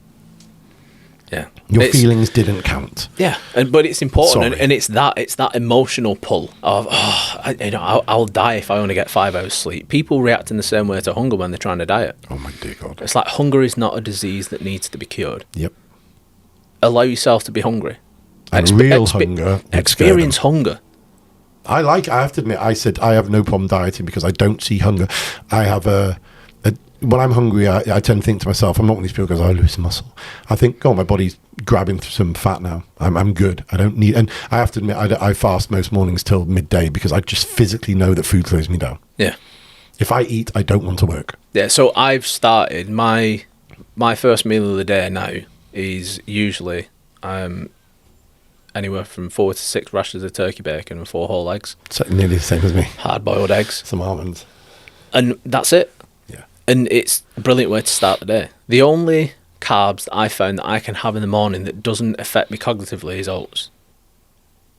But that's another one people tell me. They go, oh, I say to people when they come to me, obviously it's a lot deeper than just calories and calories. I say to them, what's your life structure like? I'm a businesswoman. I said, well, we're going to get you to lower your carbs before business. We're just going to keep you on pro-fats and proteins and fats for the start of the day. Why? I need my oats. I said, trust me. Just listen. 3 weeks later, God, I'm so much sharper. I don't feel that pang of the insulin rise and the tiredness. I'm like, I know. It's a lifestyle diet. You don't need to have carbs, or the same as you don't have to have fats or proteins. Or this whole thing, I'm a lifestyle guy, I want to look good in my suit. Well, you don't need 300 grams of protein a day. I'm sorry that James Smith says you must have a high protein diet. You don't. You might want to go out for dinner every day, and you might go to a sushi restaurant and it's rice. That's okay, because for you, it fits your model. Don't be emotionally tied to, I must have carbs in the morning or I'll die. Yeah. I mean, you know what, like what you were saying then is a really good point, because it again comes back to identity and why it's so important. True. Your client identified herself as a businesswoman. So for me, anytime somebody gives me that kind of information, I'll immediately stop them and go, define that for me. What does it mean to be a businesswoman? What does that entail? And then I will get them to list who or what they believe they're supposed to be so that they fit that identity that they've given themselves. And then we can remodel it. That's fantastic. I like that. Yeah. Because that a lot of people make a lot of mistakes in life because of that, because they're trying to fit a model that they believe that they should because of the title that they want or the title that they've given themselves. And that's also incredibly important as far as the title that you give people that are in your life. Like when I first started dating Beth, there was numerous different times when she would refer to somebody and say, one of my best friends, such a body, one of my best friends, this person, one of my best friends, that person. And I think it was probably around the 4th time that it happened. I turned to her, I said, how many best friends have you got? She said, what do you mean? I said, well, you've referred to Kane as your best friend, Kareen, this person, that person, the other person. Now, Kane and Kareen are genuinely, they deserve that title. Everybody else didn't. I said, why do you refer to them as that when they're not? I said, what role do they play in your life? And I got to actually kind of dissect it. And I was like, right, off what you've just given me, those people are acquaintances at best. So for me, if there's somebody that I know from the gym and the only place that I speak to them and see them is in the gym, that will be David from the gym. It won't be my friend from the gym. Yeah, of course. It won't be my mate David, because he only exists in the gym as far as I'm concerned. I've never seen him outside. You know, it's like if life was a computer program, he is He is a computer program that only activates when I walk into the gym, as far as I'm concerned, from my objective reality. So I'm not going to call him a friend when he isn't a friend. And do you find that not attaching these descriptive terms allows people to better deal with, for instance, being let down by David from the gym is a lot easier than being let down from my good friend David in the gym? Exactly. I thought so. That is the reason why I do it. Very good. Because you get people that will react disproportionately in an emotional way to something that someone has done, because to them they are one of their best friends, but to that other person you are Andy from the gym. Yeah. So the disparity between how you view them and how they view you is what causes the issue in the so-called relationship. And the reality is that you don't really have one. It's one-sided. And if you both aligned, you were like, yeah, Andy from the gym, David from the gym, sweet, none of the problems would happen. And this will nicely segue. This will nicely lead onto another topic, which I'll try and nudge in. Do you find then that's the reason why a lot of early relationships fall foul? I know you've shared this, so I'm just stealing something you've said, is that people quickly put themselves in the position of being in love, or that's the best person they've met, when the other person doesn't in any way see them as that, and they attach these false relationships together, and then that person maybe doesn't message them for a day, and the person goes, whoa, I thought we had this connection. I'm like, whoa, yourself, you are labeling it, and then you are emotionally attaching yourself to his actions. Have you asked him how he sees it? No. Well, you're in trouble. Or they have, and dependent on where you are, and again, this is another situation that, when you spoke about it then, and when we spoke about things before, we've gendered it biased towards men, but it happens just as often in the reverse, where you will get a male or a female that doesn't have much self-worth, and they think, if I can land this person, it will give me identity, it will give me purpose, it will give me status. And they hunt like that.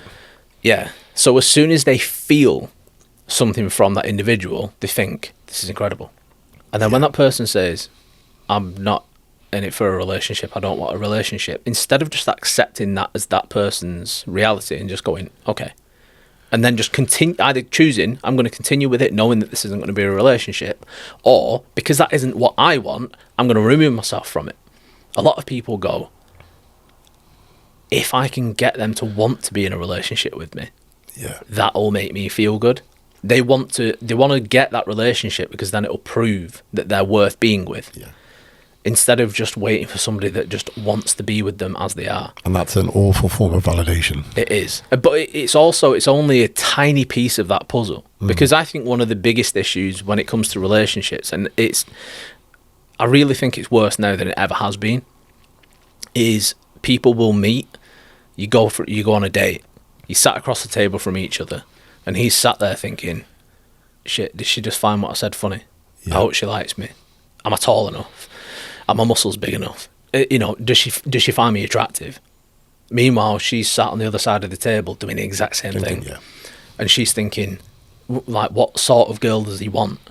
And she's trying to be the girl that she thinks he wants her to be, and he's trying to be the guy that he thinks she wants him to be. So what you've got is two people sat across from the table, and neither of them have met each other. Yeah. They're just being shown who they think the other person wants them to be.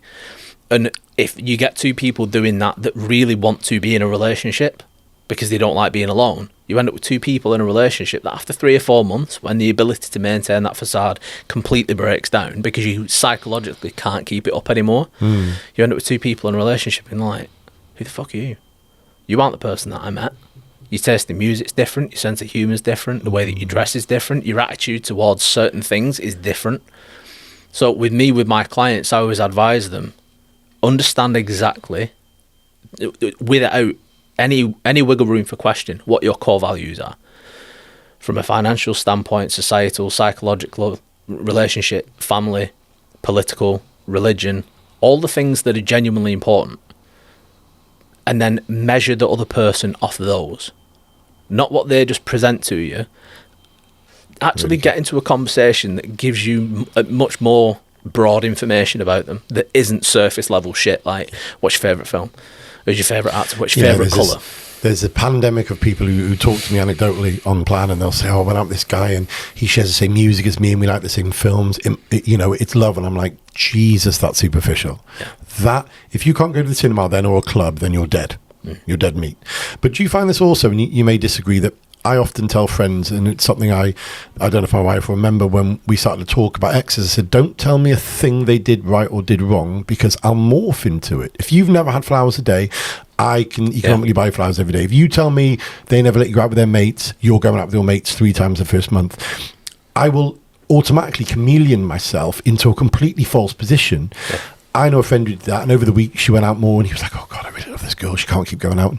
And he ended up becoming the most possessive arsehole. And I said, but if day one you'd have said, "I'm actually a little bit unsure about girls going out. My ex hurt me," she could have said, "No, that's me to a T. I'm leaving." Mm-hmm. But you falsely got into this, like you said, you're both completely false, and you've come together, and after a while, everyone becomes themselves. Yeah, and that you can't stop it. Yeah, you really can't stop it. And more people, again, it comes back to honesty. Just be willing to sit there and just be who you are. Yeah. And if you're the right person for them, great. If you're not, it doesn't matter. It doesn't matter that you're not the right person for them. You will be the right person for somebody else.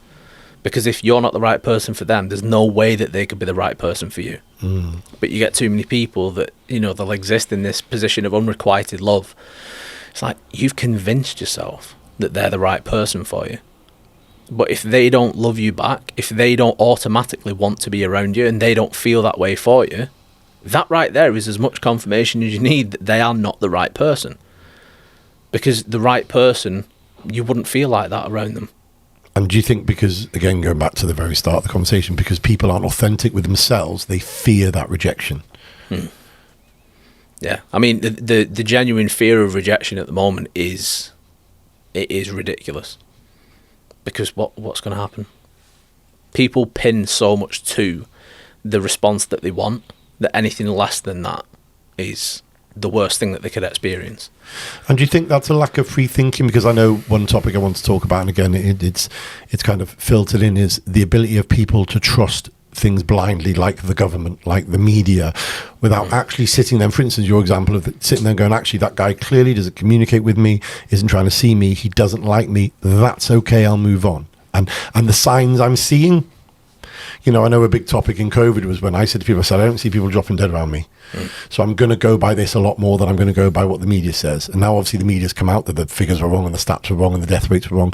But I said to people, at what point do you just trust blindly things around you and don't go by your own interpretation of them? Yeah, I think one of the most ironic things about it is that a lot of the people that are very anti-government believe themselves to be awake. They're not sheep. They're free thinkers. They're critical. They think critically, and they don't. They are just the opposition of the people that follow everything that the government says. Yeah. Because anything that the government says, they go against. And even the most basic logic dictates that isn't going to be the case. If you actually had the ability to think critically, you would be able to look at everything as it is and put it together and go, well, actually, there's enough patterns of regularity with that the government have done to prove that that's genuine. Yeah. There's enough patterns of regularity with that to prove that that's false. Same thing with the conspiracy theories. You'll get some people that started in or out on it. I'm like, how can you be? There's foot in and foot out with many things. Yeah, but this is where it comes down to it, where people, it's like opposing teams. Bigfoot is real. Like you talk to somebody and you align on your beliefs with COVID, whatever that is. Yeah. And then you bring up something else that is a conspiracy theory, and you see a different angle. All of a sudden, you're now no longer aligned. And you are now part of the opposition in whatever they think. Oh, going back to the first when you said about people not being able to emotionally regulate. I found people literally, if they say to you, "Oh, are you a conservative Labour?" and you say, "Oh, I'm Labour," they go, "Oh, Jesus." And I said, the other 55 million things you like about me wasn't tainted by the fact that I believe that Labour are predicated to doing better change, and like you said, people are unable to separate that identity. It's like I said something the other day about, I used to be big on keto diets, not so much now. And someone said, I can't believe it. I said, that wasn't my identity. It's just at the time I was more pro-fat guy. Yeah. And it was as if I just said to them, I've gone from being an Amish to a communist. And I thought, Christ almighty, it's not that cut and dry. Yeah, but that's because people see identities as a single layer. Yeah.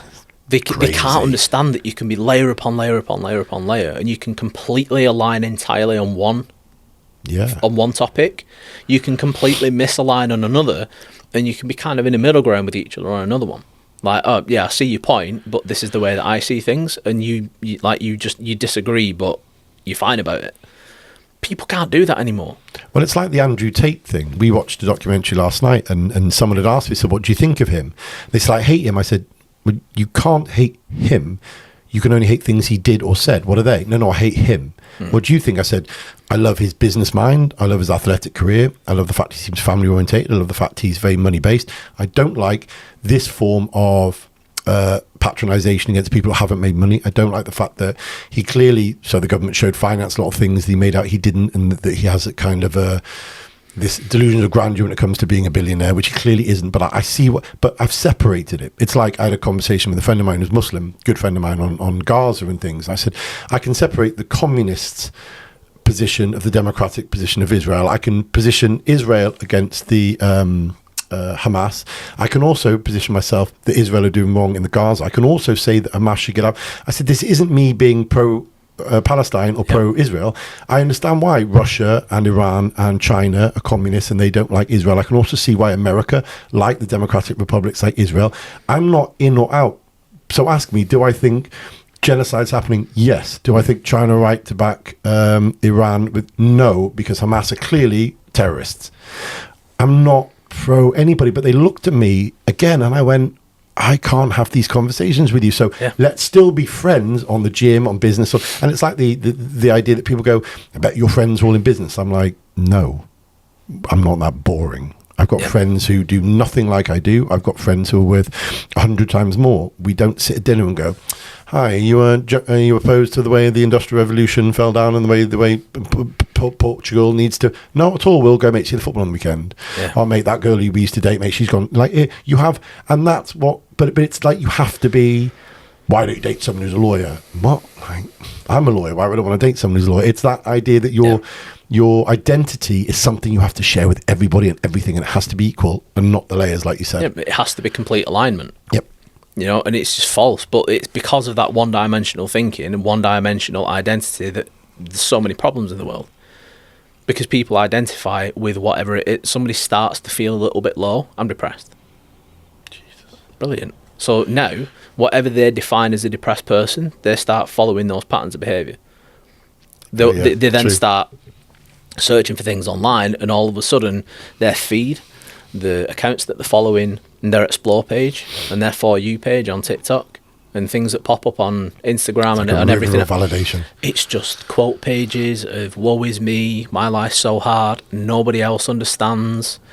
Come to us, we understand it. Like, right, brilliant. So let's get 100,000 depressed people that are all together so that you can continuously validate each other and make everything worse. And then somebody that comes along with the genuine intent of helping you move yourself away from your depression, everybody attacks you. Yeah. You don't understand. You've never been depressed.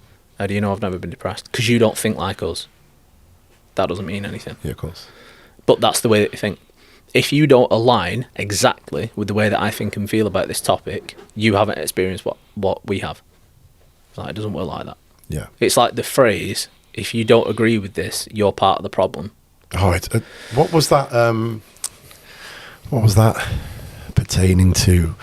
Oh, was it not Black Lives Matter, not abortions? What was it when, if you weren't with them, you were against them? We had a talk about it. It was recent, where basically if you didn't stand up and say, was it the Me Too movement? Yeah. Which brings us into the topic I want to end on, actually. And I said to someone the other day, I said, you have no idea what masculinity is because you're a woman. And I mean that to sound that way, because every woman who's ever had a conversation with me about what their boyfriend and husband thinks is wrong in every respect. The same as every single guy that's tried to guess what a woman's doing is wrong. It's men are from Venus, women are from Mars, or whichever way around that goes. And I said to someone the other day that the way you visualize yourself in a situation as the victim or the aggressor or the alpha male will indicate really kind of the path you're on. So when someone comes to you and they say things like, if you're not with me, you're against me, how would you change their position, because I do think it causes so much divide. For instance, toxic masculinity. When someone first said it to me, I didn't have a clue what they meant. When they described it, I went, wow, you've just pigeonholed every strong man who has a predilection to being violent at times when he needs to be, being forthright at times when he needs to be, putting his foot down when he needs to, and all that's toxic. Then all men are doomed. Yeah, society is doomed. 100%. Because it was like with the Me Too movement, where there was that ridiculous moment where people were talking about setting a curfew for all men. Oh, God, we had that conversation. And I remember speaking to people at the time. I was like, what do you actually think would happen if from 7 p.m. onwards, all law-abiding men remained at home? Like, do you think that the people that already break the law on a regular basis would abide by it? The very kind of people that you think you're going to be protecting women from are still going to be on the street. The difference is that a lot of the deterrents to what they want to do are now going to be at home. And I can't remember which one of my female friends it was that I was talking to, and she just didn't accept it. She was like, no, I don't believe that. And I was like, all right. I said, let's run a little scenario. I said, you're walking down the street, it's late at night, it's dark. I said, and you can hear footsteps 5 paces behind you. I said, you can tell by the sound of it that it's a man. I was like, how do you feel now? And she was just like, scared. I was like, right. I said, you've looked down and you look up, and all of a sudden I'm walking towards you, or somebody of my build, somebody of my stature, my appearance. I said, how do you feel now? She was like, I'd feel calmer. I was like, why? She was like, because. I was like, go on, say it. And the deterrent is? I was like, you would feel safer because you know that the chances are, if this guy was going to attack you, the chances of that happening knowing that I'm in earshot, in physical reaching distance, it's not going to happen. Even if you got around the corner, that guy is now going to think, if I grab her and she screams, that guy is going to be around here in 20 seconds. Yeah. Because everybody that does that kind of thing, anybody that commits any kind of sexual assault, they are cowards. 100%. They would never want to go toe-to-toe with a man. Ever. And that would be the biggest deterrent. And they wanted to put us all away. So all the kind of toxic masculine men that would, in moments like that, happily and willingly engage in physical combat with another man, get into it, they wanted to get rid of us all. And it was just absurd. I understand the fear side of things. 100%. But the problem is that the government and social media perpetuated the fear, completely irrational, in that moment. And that was the last thing that we needed.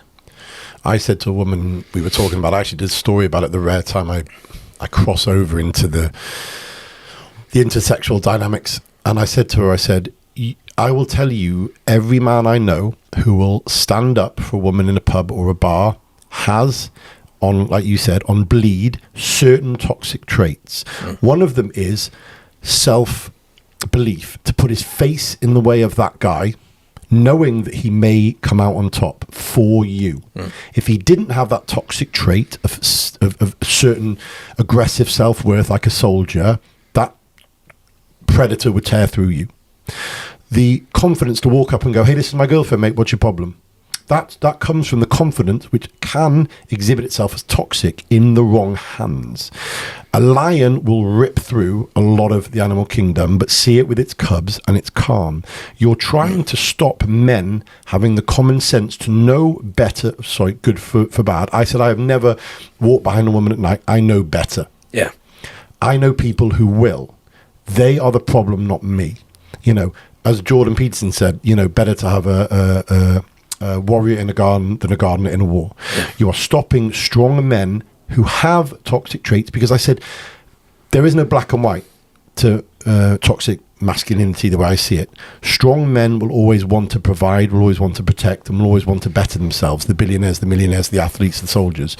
The very thing that protects society is woven intrinsically into toxic males. The ones who abuse and rape and hurt are not them. And if they are, it will be such a small percentage. I remember in university, and the minute something would happen, the petite girls would stand behind us. Yeah. Because they automatically knew, they were pre-designed to know that we would protect them.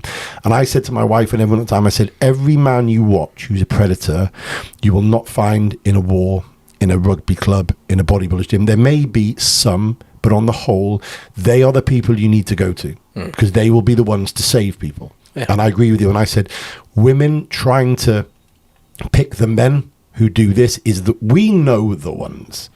Yeah. And you know what? I think that's another element of it as well. I mean, like everything that you were saying then as far as where to go and what sort of men are going to be the ones that would protect women is correct 99% of the time. You're always going to get anomalies, that you will have men that will look and present and act as that type of man that will also have that disgusting undertone where they will, you know, attack women. That is just always going to be the case. But it's the largest minority. It's so few in comparison to how many men there are. But I think the way that is pushed at the moment, like I said, everything with segregation of everybody, that's just been another thing that has been used to misalign more and more and more people. And it's like I've been saying, if you align with somebody on one thing but you don't on another, then there's no alignment at all. Yeah, of course. And everything that's happened, and it feels like in the last 10 years, probably even longer, has been purposefully pushed for that. At the moment, it's Israel and Palestine. You know, you've got American politics, you know, Trump, Biden, that whole thing. You know, prior to that, it was Trump and Clinton. Complete oppositions. You had Brexit, COVID, everything. Like, and even within COVID, you had little subsets. You had people that would mask and wouldn't mask. And you weren't allowed to have a little bit here, I'll mask here but not there. It was do you mask or not? Yeah, that was like within both of those groups, you would have people that would mask but wouldn't vaccinate. Yeah, of course. And then you'd have people that wouldn't mask or vaccinate or wouldn't do anything.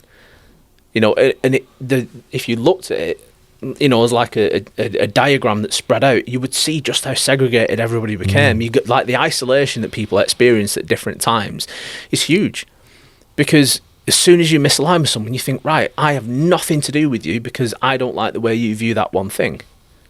It's like when you were saying before, you have one thing that somebody doesn't agree with, and the 50 things that they do agree with don't matter. And it's the same thing. You could do 500 positive things for different people, do one thing wrong, and everybody will vilify you. All those 500 things get forgotten about. Yeah. They aren't important because you've done one thing wrong.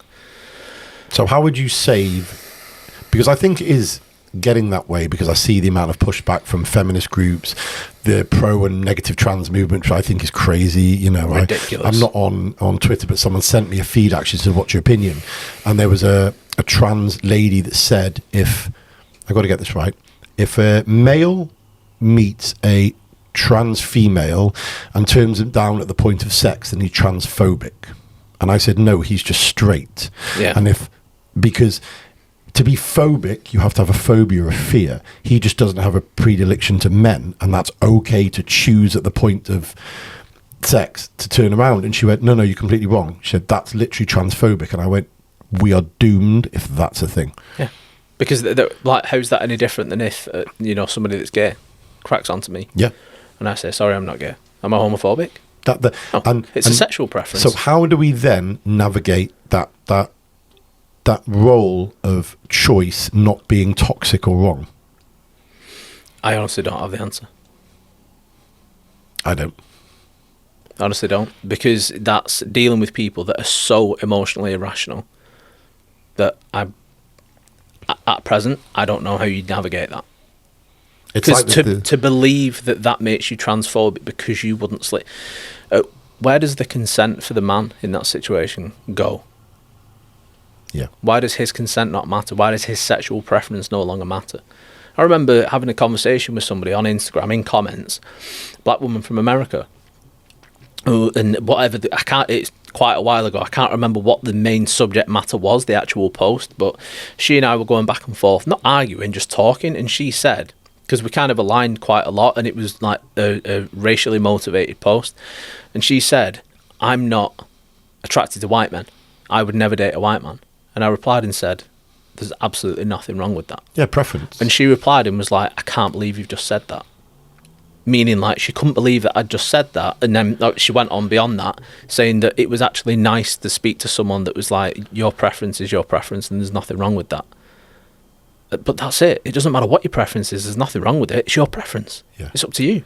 But that's where, and I don't know what it is that you would apply the word toxicity to, that has led us to the point where other people's emotions dictate what you are and are not allowed to want.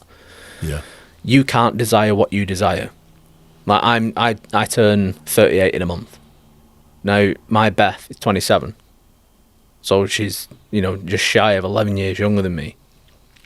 If she and I broke up and I dated somebody that was 24, 25, people would have a problem with that because of the age difference. It's like what's his name? Leonardo DiCaprio. When he started dating that model, he was 22 or 21 or something, and he's in his 40s, late 40s. Everybody lost the shit. I was like, at what age do women become adults? Yeah. That they can choose for themselves? Because everybody thinks that it's his preference to just go for younger women, but what if it's her preference to go for multimillionaires that are A-list celebrities? Yeah. What if it's her preference to go for older guys? And in her catchment area, being a Victoria's Secret model, she sure has choice. Yeah. So she's purely, And she's capitalising on it. Yeah, 100%. And there's nothing wrong with that. And this is why I think, and again, the trans movement, the Andrew Tate movement, which I always link back to, because I said to someone when they said, again, when I said, no, I'm not pro or negative Andrew Tate, I'm pro things he does and negative. And they decided to side with the negative. Yeah. Well, I can't speak to you then. I went, that's ridiculous. Yeah. Just because, again, I understand that you don't have, your preference, if you met a trans female, would be no. If you were straight, again, that doesn't define everything I think of the trans movement. That's one isolated example when it's okay to be straight and have that preference. Yeah. And again, someone asked me the other day, where do you go with the toxic masculinity and the Me Too and the pro-choice and things? I said, I don't know, because everyone's got so interwoven with emotional instability that I sometimes get asked things and I go, God, I would have been so quick to answer it 10 years ago. And I don't want to go near it now. Yeah. And people fear it. People fear the backlash of the opinions and preferences. And I mean, for me, opinions is different, but preferences, that's something that shouldn't be touched by anybody. Because it's like what you were saying, if a trans female, and at the point of sex, the male says no, then he's transphobic. And what about a lesbian? Yeah, same. Yeah. Is she all of a sudden transphobic? And I think it's a much more, again, and I'm not saying woe is me as a male, but I do feel that if a female turned down a trans male, she'd be seen as preferential, a man as transphobic. If a woman, but I've been grabbed in many nightclub, my arms all the time. Look at your arms. If I grabbed a boob, I'd be smashed out the club and arrested. The woman was laughed at. Oh, look at the big guy feeling all precious. And I have said to a lot of people, these movements will never be as just and as 50-50 if men are not allowed to voice our opinion on things which affect us. Yeah. But again, it's because as soon as the man's perspective is raised, the woman's is immediately put in front. Yeah. And for some reason lowered. I'm like, just because I have an opinion on something doesn't invalidate your opinion. It just means we're different. Yeah. And if it's a female topic, then a man's opinion doesn't matter. Whereas when it's reversed, that isn't the case. Which is, again, strange. And I think society, the demise of it is where people, and this is why I think people like Andrew Tate have capitalized, because they've used their position to be divisive, to grab the larger audience, to grab the men who are not listened to, not DM'd, not seen, not looked at twice, and there's a lot of them. And I think when women fail to acknowledge that some men have it hard, the Andrew Tates will keep rising, because they are the antidote to the single male, low income, low social status. Those people latch on to people like him because whatever toxicity he has, they don't care about. Whereas people like you or I will go, mate, that's a bit of a bell end point of view. I like your cars and your business is good, but don't talk horse shit, because we can afford to move away and go, don't care about you. Someone said to me, but I had dinner with Andrew Tate. I went, yeah, but I couldn't be friends with him because he offers nothing to me. And I wouldn't care if he liked me or not. But I know lots of people that go, Tate to the top G. I'm like, there's plenty of people to look up to. Yeah. But probably not, because they've all been bullied away. I remember Henry Cavill spoke about the Me Too movement. He said, I like a flirt. And one of his girlfriends literally rejected him 4 times. And he said there was nothing wrong with me pursuing her, because on the 5th time she said, well, I rejected you to see if you were serious because you're Henry Cavill. Yeah. He said, but if you went via the Me Too movement ad verbatim, the first time she said no, he had to have walked off. Yeah. And he said, I'm not, and he went out and said, I'm not doing it because context matters. And if it doesn't matter, then we're all doomed. Yeah. And you know what?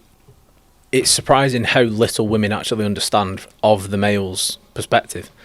So one of my closest friends, she's recently separated from her partner, so now ex. And she said, why does nobody ever like crack on to me? Nobody ever flirts with me. Nobody ever like, speaks to me and like has a bit of banter. And I said to her, I was just like, you don't realise how difficult it is for men to navigate when, how, who, and, in which situations they can approach a woman and speak to them with any kind of intention. She went, really? I was like, yes, really. I mean, and like the friend in question, Kelsey, she's a beautiful girl, looks after herself, looks great, kind of girl that lots of guys would want to go and crack onto. I said, you have no idea how dangerous it feels. And that's the right word. Yeah. It feels dangerous because you've seen it yourself on social media. A guy looks over at a girl when she's recording herself training, and then the next thing he's being dragged all over social media. And the only person that comes to the rescue is Joey Swall. I actually said to someone, when I shared a Joey Swall post, I said to them, when is looking at someone some form of sexual harassment? Yeah. Especially in a gym where if you look good, people look. Men will look at men, and no man has ever gone, stop staring at me. You're like, cheers, mate. He's like, good arms. You're like, great. But why is that some kind of deprived sexual dynamic that I wasn't party to? If a girl goes in the gym with abs and hot pants on, 99% of everyone is looking at her. That's a compliment. If they start walking in front of you and trying to grab you, we all know where to draw the line. Yeah. But that line seems to be so blurred, it's insane. Yeah. And I'm glad I don't train in gyms where that happens. For me, it's the difference between looking and staring. Yeah. Yeah. So it's like, I've even said to people before, like males, friends, like if you see a girl in the gym or anywhere and you think she's gorgeous, it's like, by all means look, but then look away. Yeah, of course. And if you look a second time, don't look again after that. Yeah. Because that's when you're overstepping the mark. There's a difference between admiring the way that somebody looks, like regardless of whether it's just from a purely sexual standpoint or not, but there's a difference between admiring the way that somebody looks and then being too much. And isn't it crazy we now have to point this out? Yeah. I honestly said something I didn't know. People stared to the point where this now needed to be pointed out, because in my day you go, he looks great, she's in great shape, and then you'd be in the gym to work out. But seeing some of these videos, and obviously there's the slant that people are blatantly trying to virtue signal and attention seek, but that's another huge problem at the moment. Virtue signaling. I mean, I think we touched on it briefly before when I referenced Elon, but it's look at me, Elon, like we're friends. But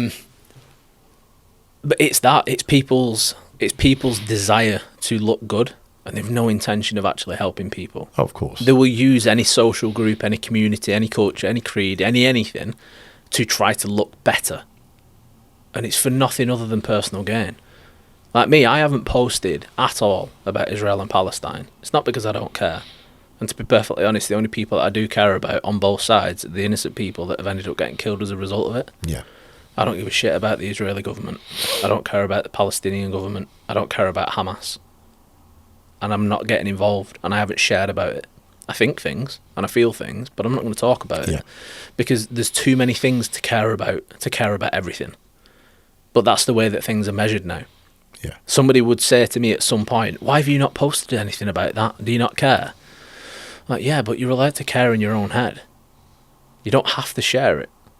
It's like we do a lot of it, but I say this to people when they share Just Givings, and I said, I've seen you promoting all these Just Givings. I've never seen you just give. Your name is never on the form. I see you talk about Black Lives Matter. I never see you at a demo. I see you talk about the socio-economic states of people. I never see you doing any self-growth, or I never see you investing back in the community or giving to charity or going to a homeless shelter. I see you saying a lot but doing jack shit.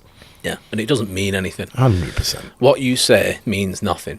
So one thing that I actually got, and I've had it every year, Men's Mental Health Month comes around, and I will always be questioned by a few people, why have you not posted anything about it? I'm like, I spend every day of the year helping men with their mental health. I don't need to post about it. Yeah. I don't need to virtue signal. I don't need to make some big effort to make you believe through my stories or through my social media that I care about men's mental health, because I know I do, because I do 1,000% more than the vast majority of people. That's why I don't post about it. It's like when you see the body positivity movement and people go, why don't you share bodies are beautiful? I'm like, I'm the fucker trying to stop them killing themselves. Yeah. I don't need to. I'm doing the lion's share of the work. Yeah. You're just sharing some. And I remember sharing, I think you liked it, a few people comment on when those 4 influencers passed. Yeah. And I said, could see it coming, trying to stop it coming, don't need to post about it. I'm not negative. My whole job is, in fact, saving people like that. But you sharing it does jack shit. Try stopping your mate doing what they're doing to themselves, having a tough conversation, being honest, not enabling them. That will help the body positivity movement no end. Yeah, because the whole body positivity thing is a nonsense, to be perfectly honest. Like, yeah, be positive about yourself and work to like the way that you look for real, but don't do something that's purposely unhealthy just to try to oppose other people's beliefs. Or the, I know you hate them as well, the in-shape model fitfluencer who tries to make themselves look fat. Bodies that look like this also really? Look like this. Fuck off, mate.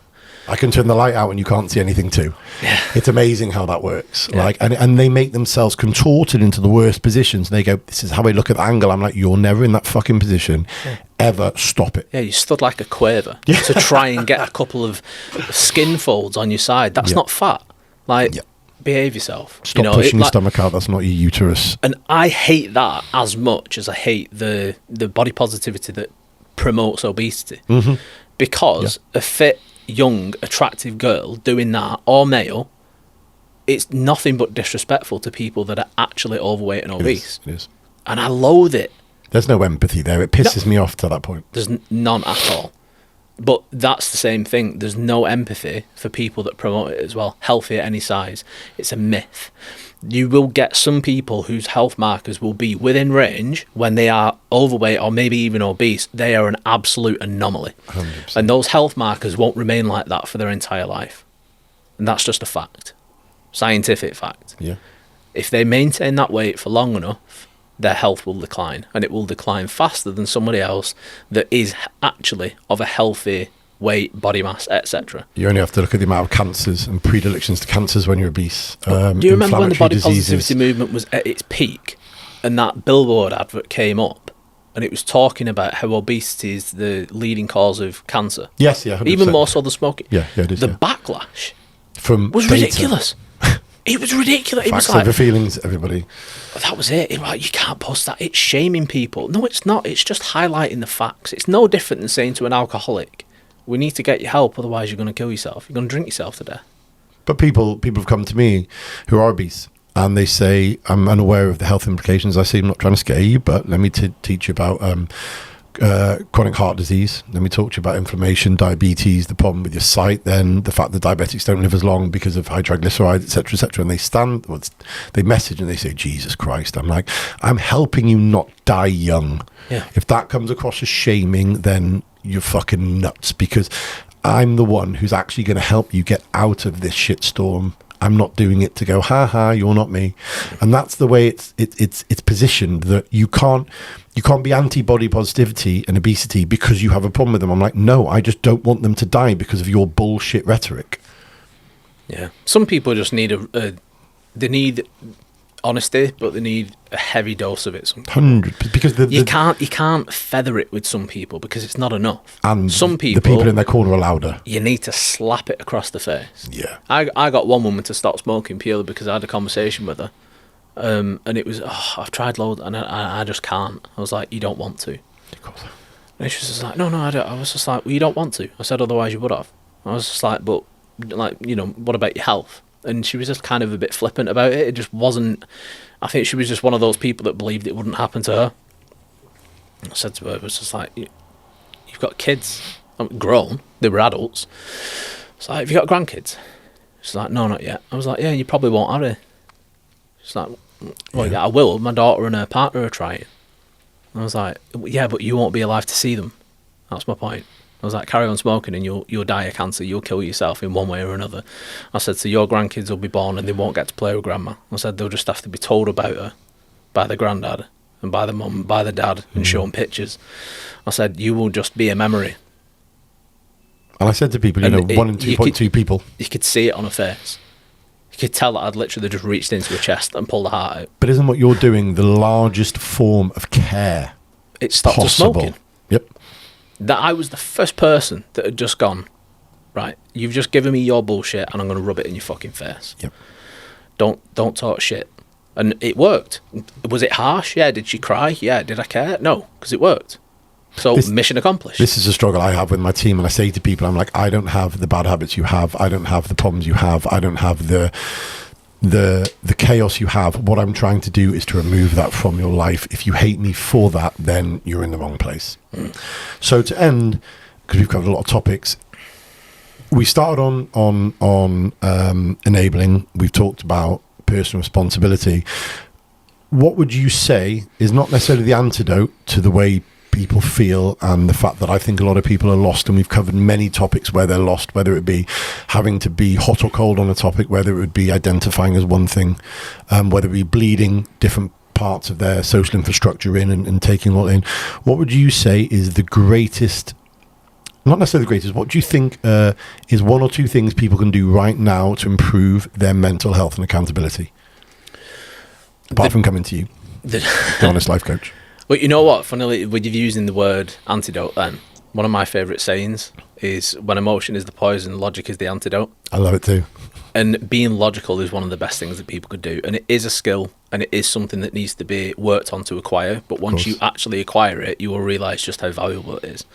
The ability to override the emotional part of your brain with the logical part of your brain, just by processing what's happening in the moment instead of just reacting and then regretting it after the fact. And for me, the development of self-esteem is something that is completely misunderstood. And the easiest way for me to describe it is you develop self-esteem by doing what you say you're going to do. Yeah. Which is, again, it's inherent to integrity and honesty and being trustworthy. Because every time you tell yourself that you're going to do something and then you don't, or you tell yourself you're not going to do something and then you do, you chip away your confidence, your self-esteem, your ability to trust. There's a huge list of things that happen every time you do that. And every time you do it, it's having a negative impact, and people do it over and over and over again every single day. One of the statuses that hits hard, or I get the most blowback and DMs, is when I say to people, I say, you let yourself down in a myriad of ways every day. Why are you so bitter that other people let you down when you let yourself down? Yeah. How can you ask from others what you do not do for yourself? Yeah. So the way I phrase it, I say to people, you have to be willing to give every liberty and freedom to everybody else that you want for yourself. Just completely smashed mine, completely. I love yours. So yeah, it's true, yeah. If you want to hold other people accountable for the things that they do wrong, hold yourself accountable. Yeah. And if you're not willing to hold yourself accountable, you don't have the right to hold other people accountable. Completely. Somebody else has lied to you. Have you lied to yourself? Yeah, well, tough shit. They're learning from your example. You've shown them that you lie to yourself all the time, and you inadvertently lie to other people. So why should they not lie to you? If you want other people to trust you, be trustworthy. If you want other people to stop lying to you, stop lying to other people and yourself. And I always say to people, the way people treat you is often an indication of how they see you treat yourself. Yeah. You don't, and sorry to swear, my dad used to tell me anecdotal stuff about clients of his and people. And I'd say, just organically, I bet no one messes with him. I bet no one's late for him. And he'd say, I know, because he exudes that he's not late for them, that he won't let them down. And I agree with you completely. I think that, and the way you phrased it is perfect. I think people need to work inwards on making that house secure before they ask other people to come build with them. Because like you said about relationships especially, and I find this with health and fitness, they don't ask enough for themselves and they don't do enough for themselves, and then they worry about the chaos around them. And it's like I say to people, they say, who are you going to vote for? Conservative, Labour? I said, none of them will matter. I'll do what I do for myself and my family, and then I'll look outwards. But you're looking outwards at what Labour and Conservative without doing any self-growth. Yeah. And it's not that way. Yeah, if you've not got your own life in order, and if you can't honestly say, I'm going to do that tomorrow, and know that it's going to get done, who you vote for doesn't matter. 100%. It won't impact you at all. At all. Well, thank you for coming. It has been as insightful as I thought. I could have gone on It's been a for pleasure. hours and hours and hours. I hope people get a lot from this. And like I said, you can follow Andrew on... are you the same Twitter as your Instagram and Honest Life Coach? Not on Twitter. I'm just on TikTok and Instagram. TikTok, that's what I call it. It's called TikTok. I'm too old. And I follow your TikTok. Is your TikTok an Honest Life Coach as well? The Honest Life Coach, yeah. The Honest Life Coach, great. And I will link it in the bio for anyone. Thank you for coming. I think we've put the world to rights well and truly. I hope so. Thank you very much. Thank you.